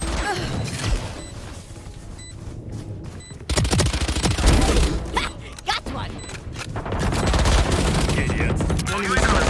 One enemy remaining. Some careful now. Time to jump. For you. That's it. Yeah. Yeah, and they can rotate this dick. My advice? Don't get shot. Good round, guys.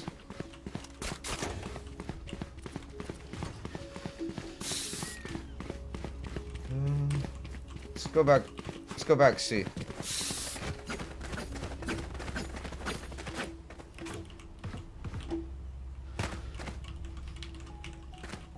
That's actually crazy. Try Not not a to lot of people go beyond that map. I'm surprised we actually were able to do that. Time to jump. Decoy.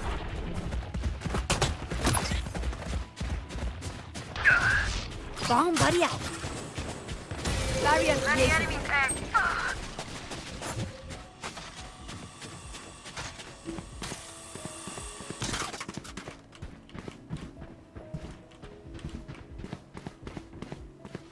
Shit.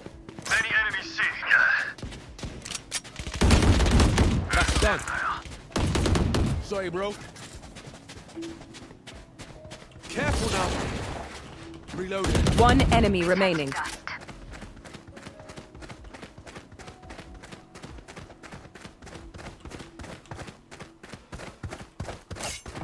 Last enemy taken out.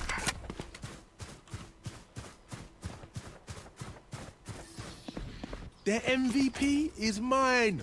Let's do this.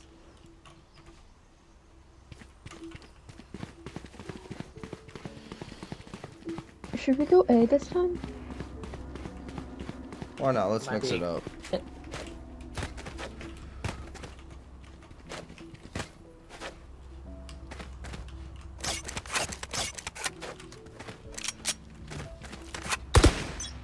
Oh, my next thunder group. Damn. Oh, there we go. That's Cutting through.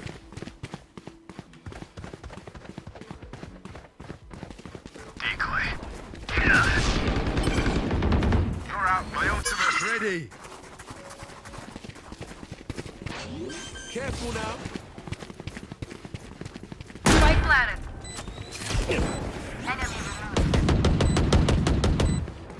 They're definitely out there.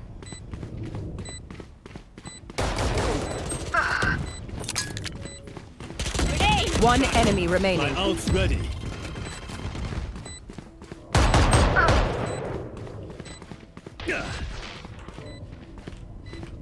It's mine. Now get it. No one beats my firepower. I got this.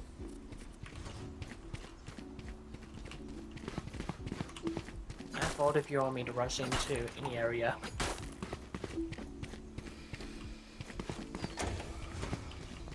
Darn, Loki doing bad this game. yeah, same. Except not so low-key.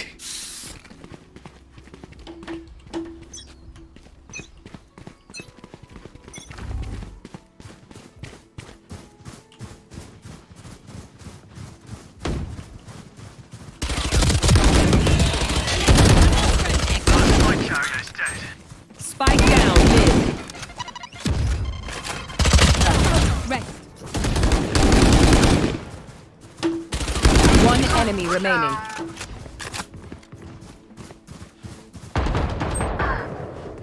Joke's over. You're dead. Reload him. Careful now. Reload. Team A. Reload. Well, they sucked. Shit. I got ace. Listen up. Kill them before they kill us.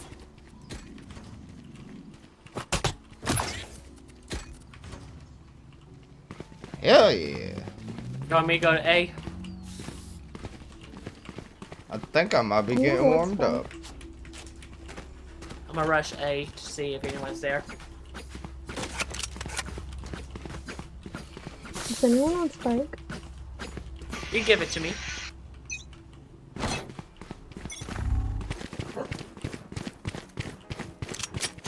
I'll handle this. One person. Enemy spotted. A. Just one person. Dead. Damn. He's still down. Last player standing. Decoy. Cutting through.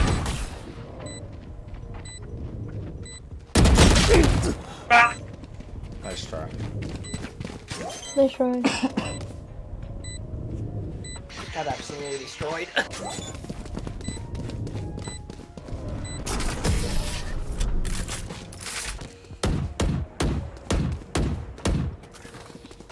They're going to scatter from my stuff. Super easy to pick off.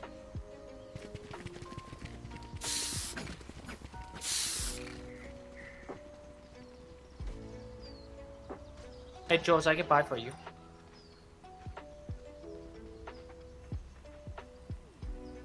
Need a drop. Salamat. Thanks. Thank you. No problem.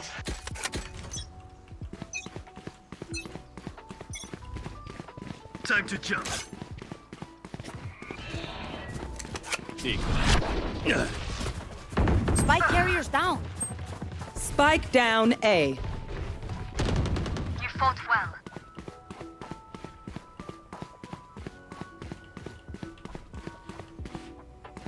Check.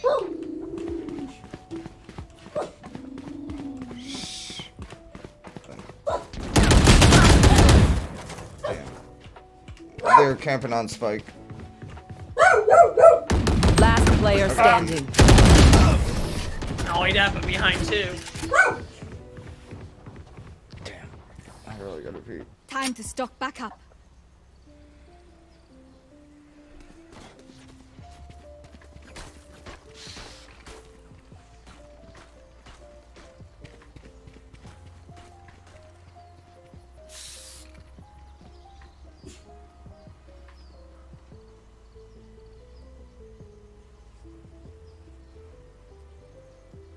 Don't hold back.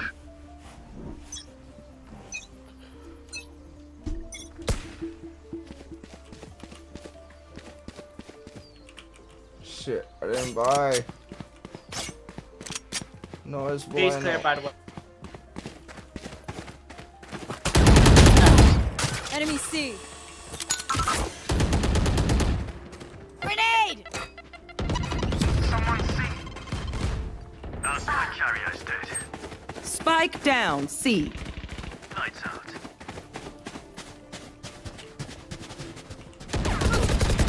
Enemy C. I got the spike. Hey. Oh, crap. Thanks for the follow, Claire. How's it going, guys? Last player I'm standing. just playing like shit on some Valor right now. You're done. Very, very badly. One enemy remaining.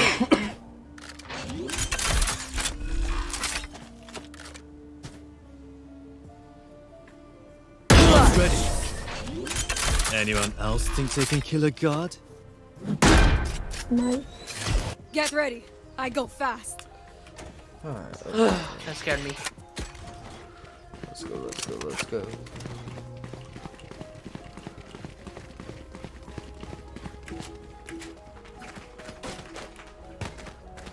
I'm gonna ult to C.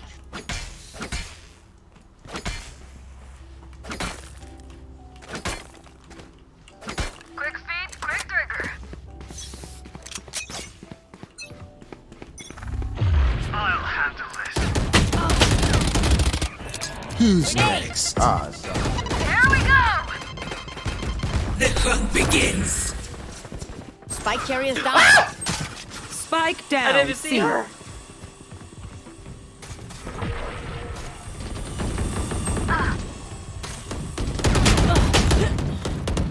Son of a bitch. Last player standing.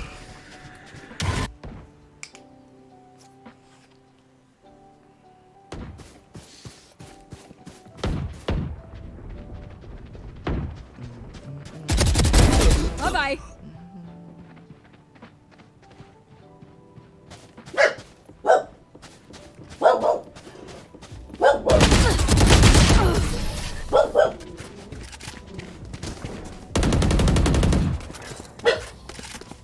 Match point. I'm twitchy here. Let's go already.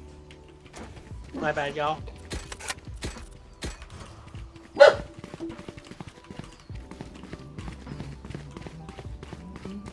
Can someone get this? We got this, guys. Come on, let's go, let's go. I really gotta fucking pee.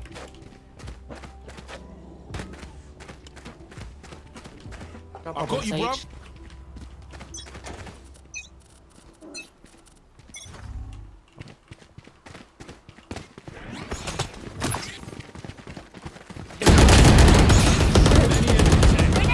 Opponent's kill. Enemy A. Got one. Reloading. Reloading. That's me. That's me. Mother. Spike planted.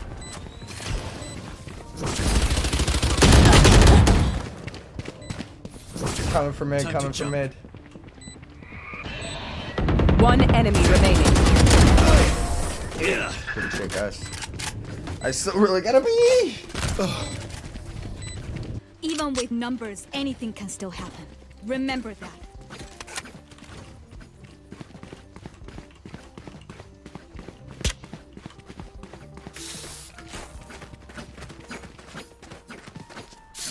Whoa, that is the trippiest sticker yet.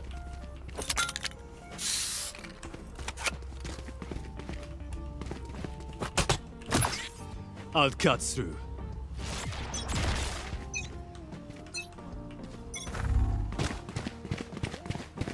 Bomb buddy out. Enemy spotted. Hey, cutting through. Get out of my way. Someone's A. Watch your eyes.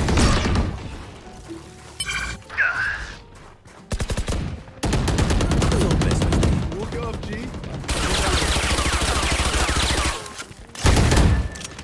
Thank you. One enemy remaining. Spike down A. Out of charges. Come on, let's go! Joke's over! You're dead! Right. Oh man. That was my kill, you dig. That's Wednesday. Wait. I can buy. Who needs what? Here. 6 or 17. That was dick. Yeah, let's go see. Be careful of Jet. She likes hiding in corners. Oh fuck. It's kind of the point of the game. Careful here. Yeah, true.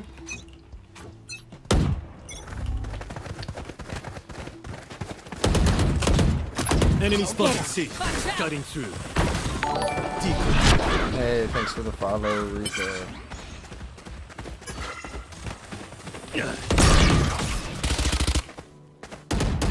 Over here. Reloading. The enemy C. Spike down C. Reyna's like one tap. Last player standing. Ain't gonna matter. Killed them. My ult's ready. I'll have this. I got the spike. Hey, go to A, go to A, go to A, go to A. I am. Okay. I'm back.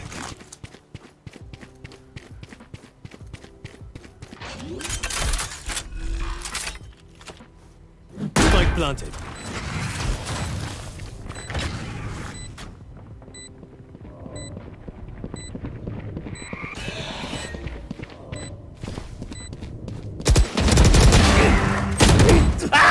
Nice try. I tried.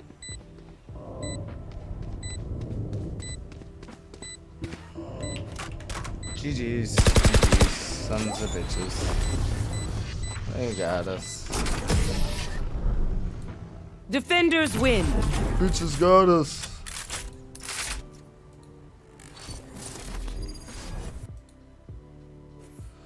Fuck, man.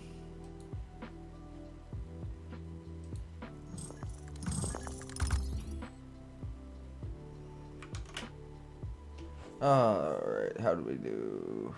106. That's ugly.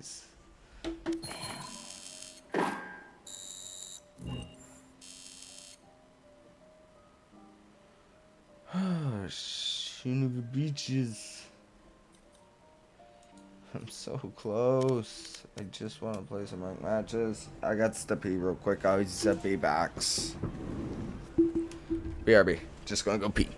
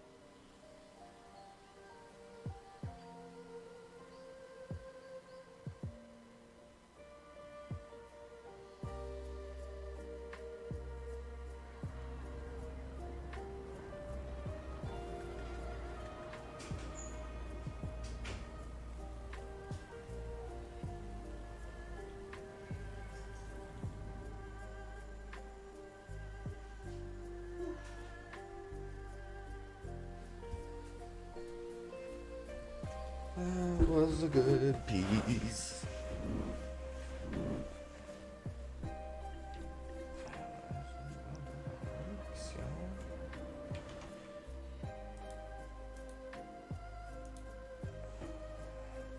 What else? What else? Alright. Let me check one or two things before we go back on.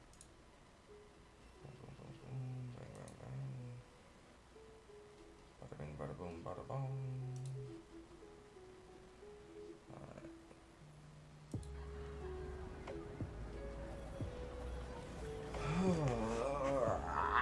I just want to play some ranked matches. You must be level 20 to play in this queue. Fuck you.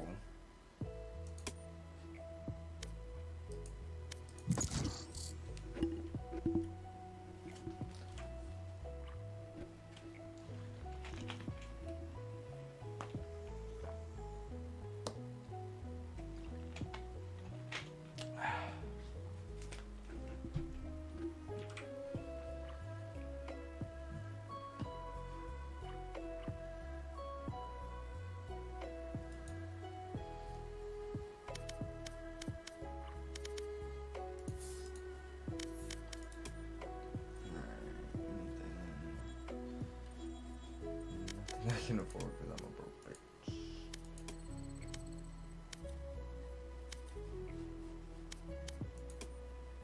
bitch. Match found. Let's go.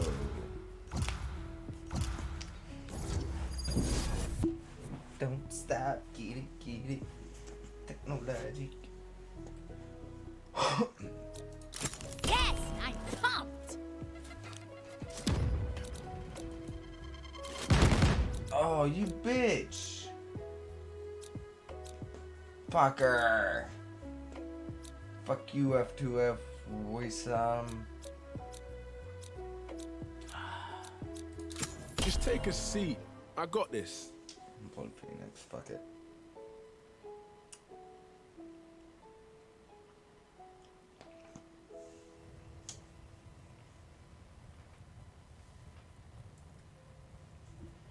He's got good util.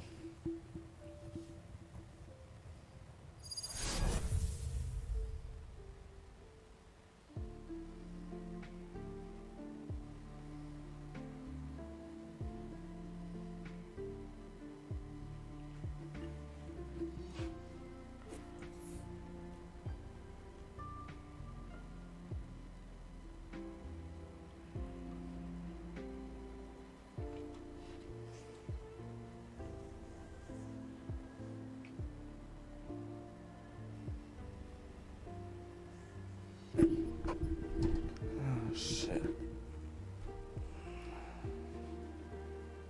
Oh, Treasure Box Unleashed. Damn, I've been live for 2 hours, 9 minutes. Server TV 11. Onezo.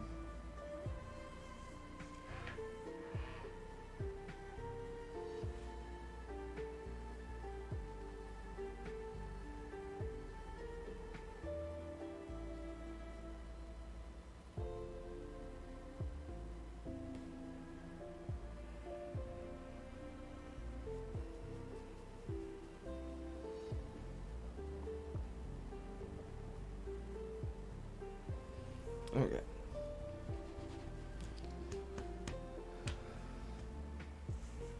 Alright, teams appear to be somewhat even. 2 no ranks at 38 of 14 of 42 of 49 and 24, 16, 18 and no rank.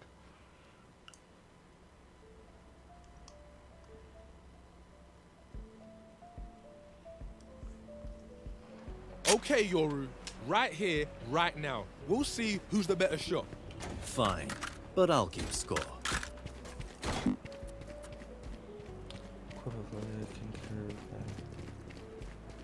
Flashbang, hot hand, Molly. We got cool skins. Give me cool skins. He's good. He gunskins. Gunskins, guys. I need gunskins. Gunskins, please. Oh, I have spike? Fuck. Why do I have spike?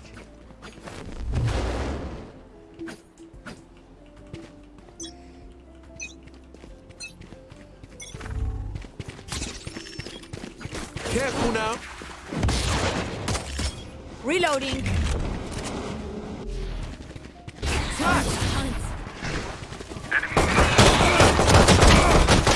Damn, I got one with the flash. Spike down B.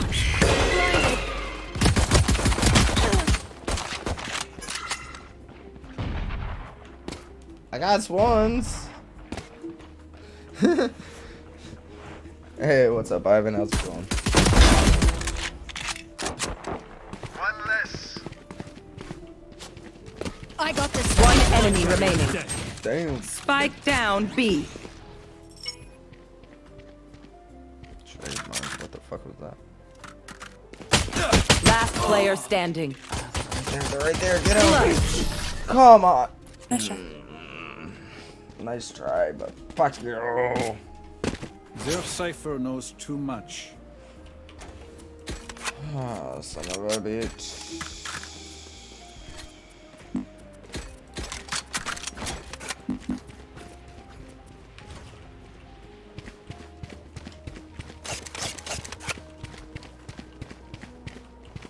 Alright, let's go. Let's start this party. I have to spike.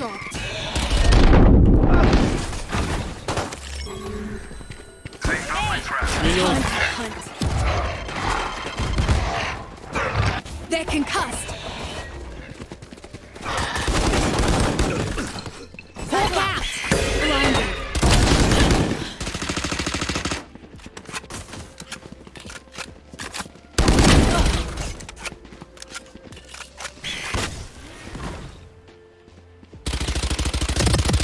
Last player standing.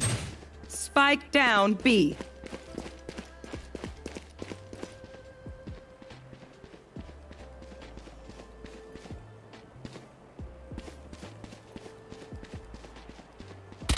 One enemy remaining.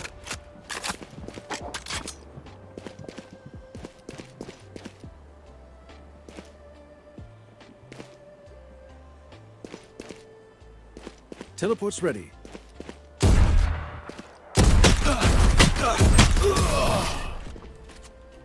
A little on that shot, my guy. Or a little high on that shot, my guy. I'll pick them apart. You clean up whatever's left. Does anyone have funds? Think we got funds, bro? We're all broke. We're over fucking 2. Yeah, we're rolling in the fucking funds right now, my guy. Everybody got funds. Yeah, we're rolling in it. Who will I spot first? I'm going mid, Phoenix. Go A, go A. Oh, spike carriers down. Spike down B. Okay, I'll go A. You're fucking dumb, kid. I got the spike. I'll go A.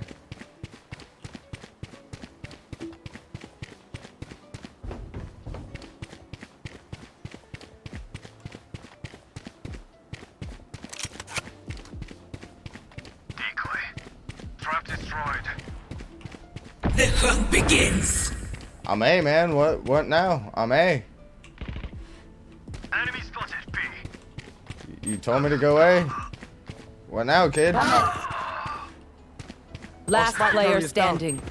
Spike down mid. Nigga, I meant B, not A, dumbass. I literally told you.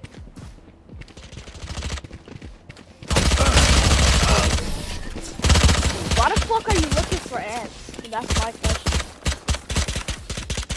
Never show weakness. Ever. Child. Quiet time.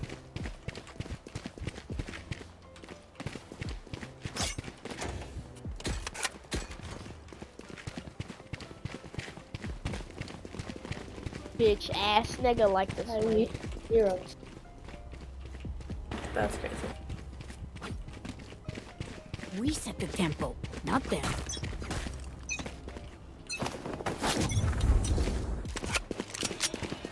Bomb buddy out. Enemy B. Watch your eyes!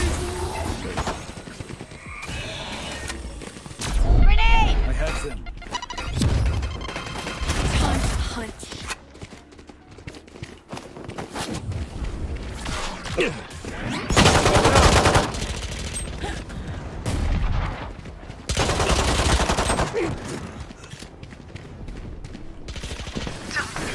My ult is ready.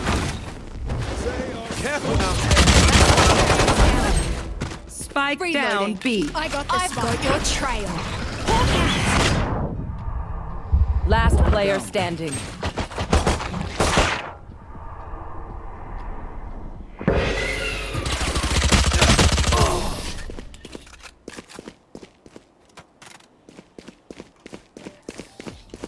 Y'all better keep up.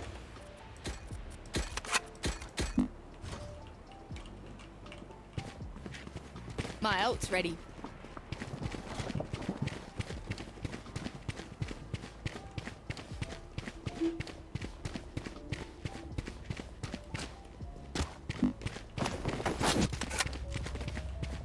I need help. Bonne chance, mes amis.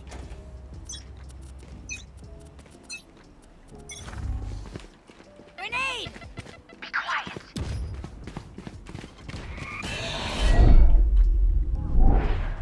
Watch your eyes. Flash.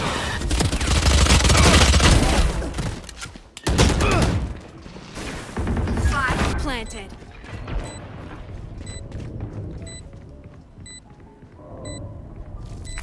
Time to hunt.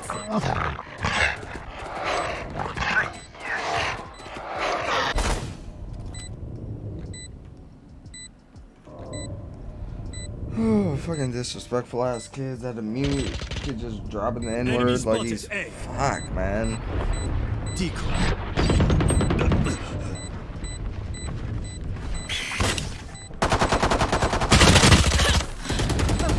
I'm not monetized because that fucking kid would have got me fucking demonetized.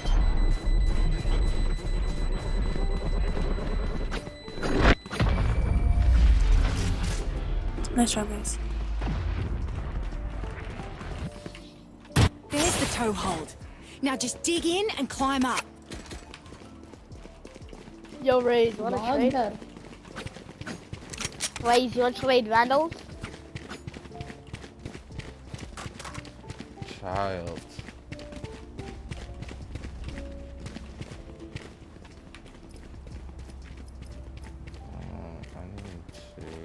I got you, bruv. There we go. You did.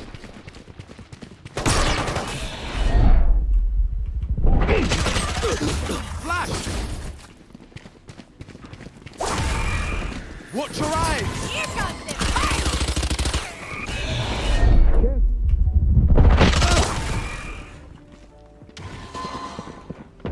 Spike carrier's down. Spike down mid. Bro, I don't even want Last player standing. Pissed me off. Threw me off the game. Fucking children! Everybody's like, for the children. Nah, fuck them children. Just some good old hard yakka. Standing in between us and here.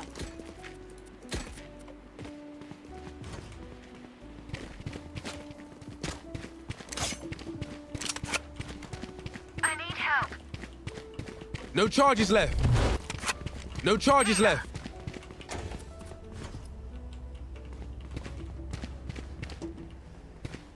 Guide us in, Sky. Be quiet.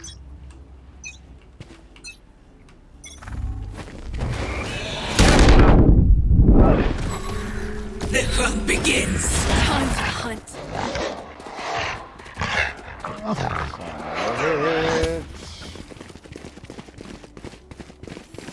I do not like Phoenix. Spike planted. Time to jump. Watching this spot. Here. Enemy spotted. A. Reload. Multiple enemies here. Son of a.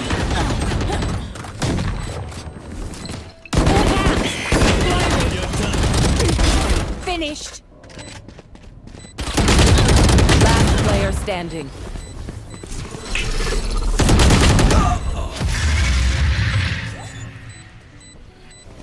Nice try, guys.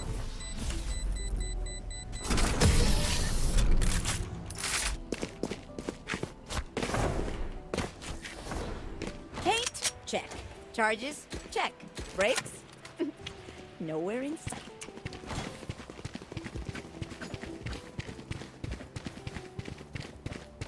Help a girl out, would you? Help a girl out, would ya?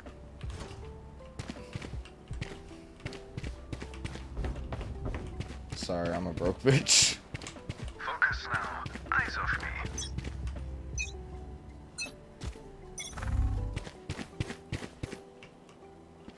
Seek them out. Found one. Found one. Healing over here. Get out of my way. Sleep tight.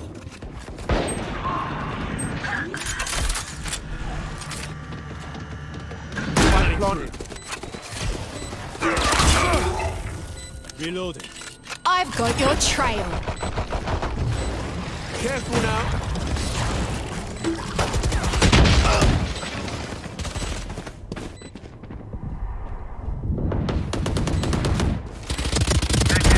One enemy remaining. Last player standing. My bad. Nah. Nah, nice try.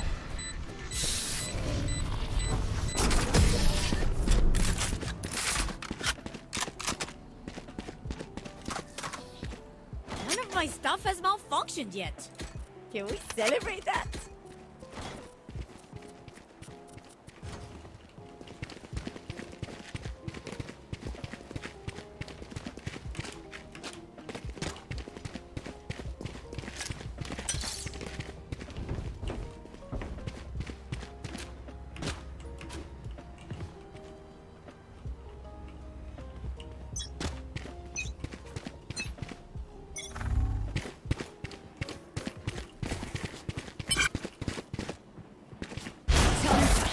Come on, let's go!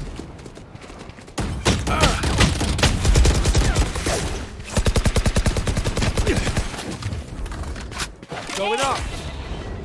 Enemy spotted A.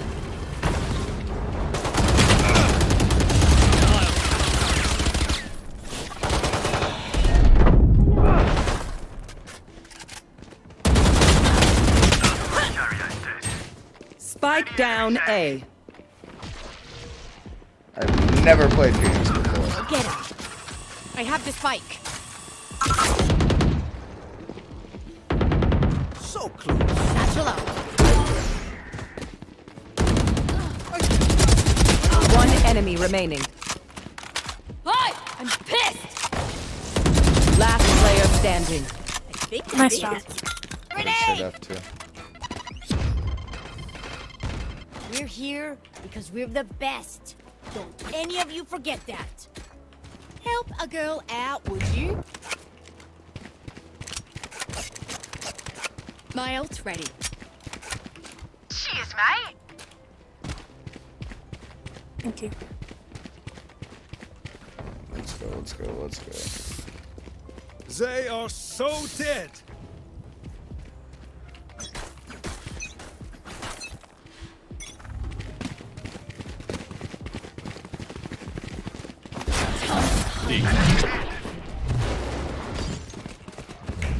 Watch your eyes! Flash! Seek them out.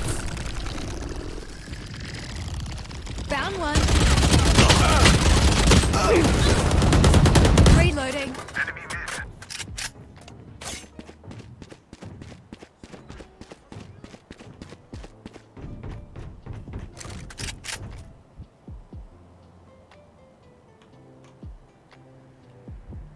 Here. player carrier's standing. down.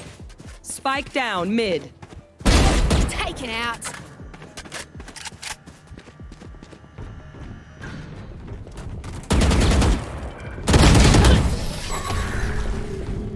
Oh, son of a bitch. Make sure to follow my pack in. They'll lead us right to the enemy.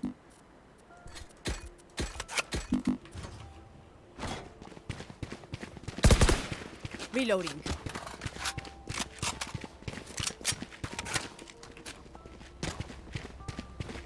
Wow, dog shit.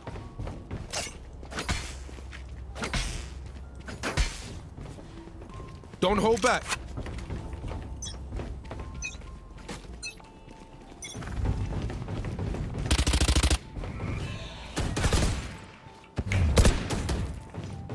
Flash!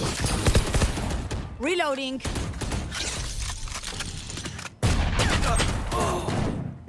The hunt begins. Satchel out. No charges left. Enemy spotted mid.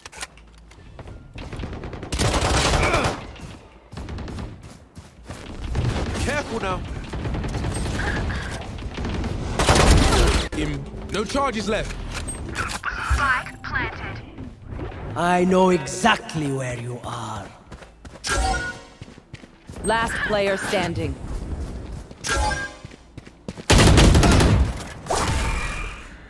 Nice try, guys.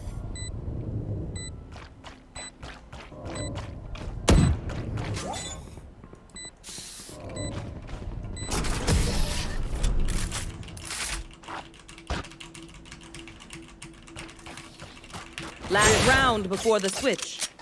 Either spend all your money or give it to me. Good cause either way. Help a girl out, would No ya? charges left.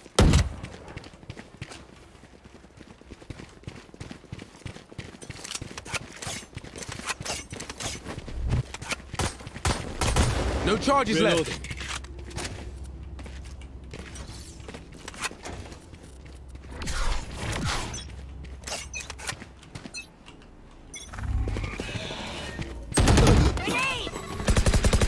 Away with you.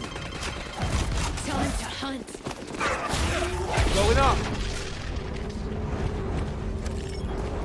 I've got your trail.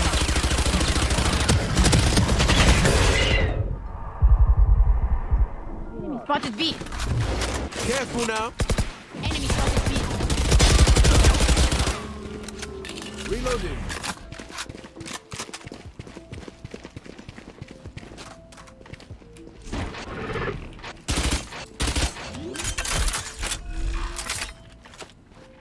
Spike planted. One dead. One enemy No remaining. charges left.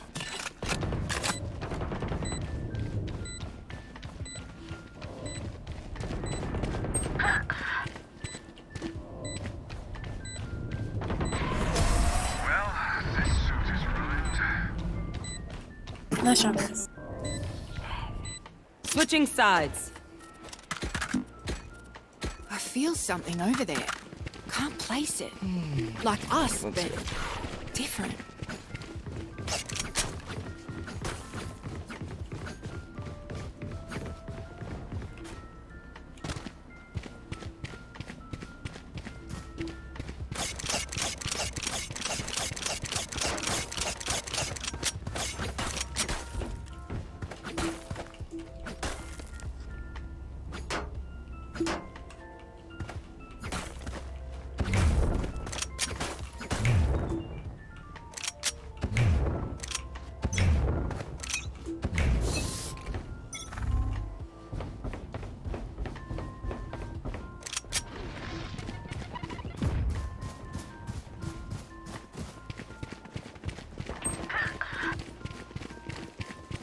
Enemy spotted mid.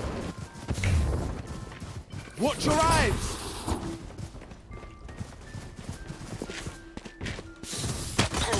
Reloading.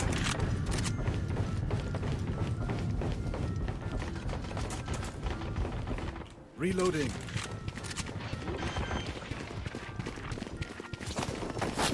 Spike planted. Going up.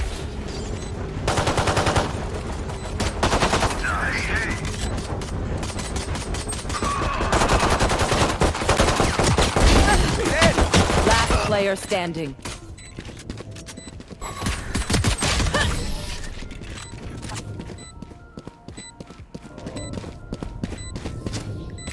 Take aim, Zenfire. Let's not complicate it. No, my phone.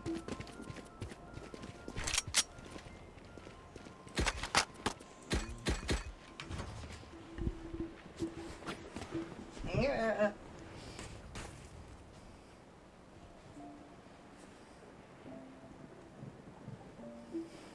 Find the weak point and break it. Let's go. Got a shitty gun. Playing like shit.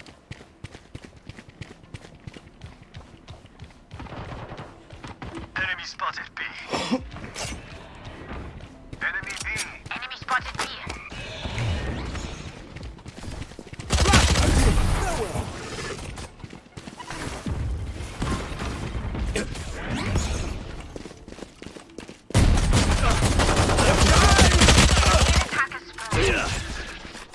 Whoops. Get out of here. Last player standing. One enemy remaining.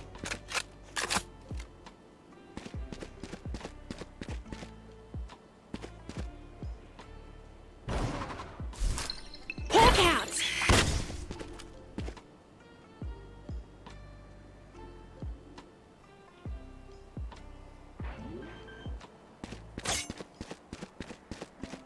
Spike planted.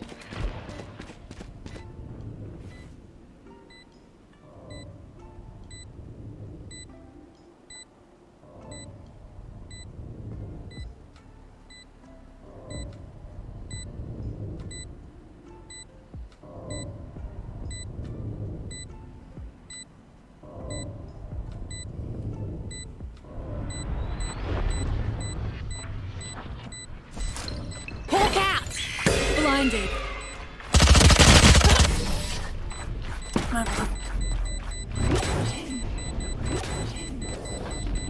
If you see one of my creatures, it's a good thing, alright? You'll figure out what they do eventually.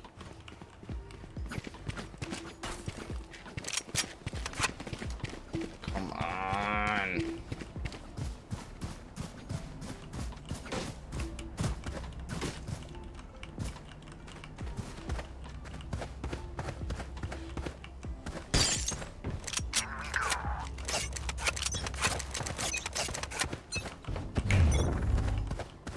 Flash!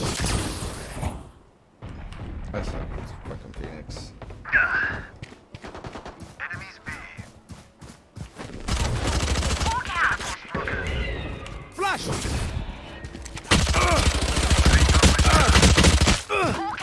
Oh, come on. Get out of my way!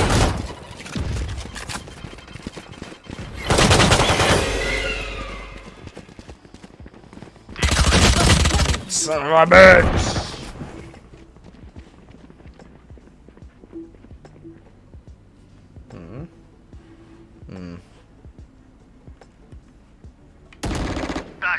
Last player standing.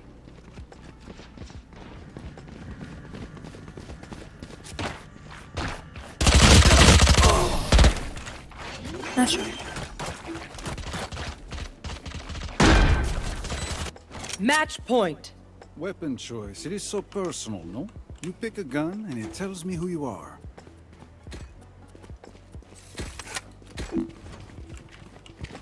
Why surrender? We're already there. I'm gonna take a look after this match.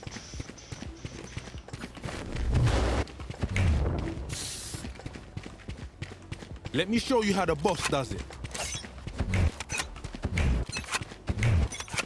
Seek them out. Multiple enemies B. Watch your eyes! I've got your trail. Trap destroyed.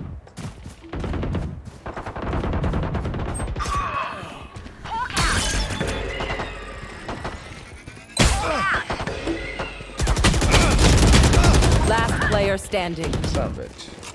Portal closed.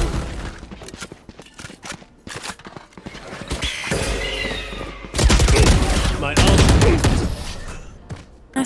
Attackers win.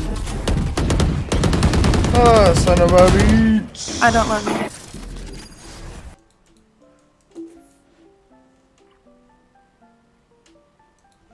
That was ugly. Yeah, I know I played like dog shit. Thanks for the reminder.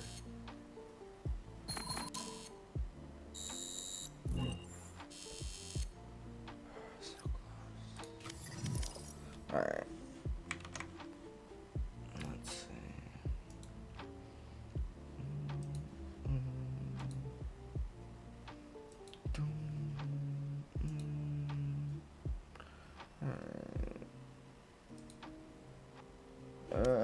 Let's do a Swifty.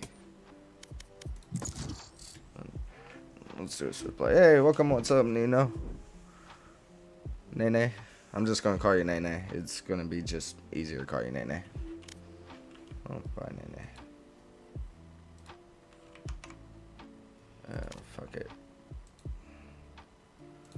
Love me. I'm gonna take a break, guys. I'll be RBs.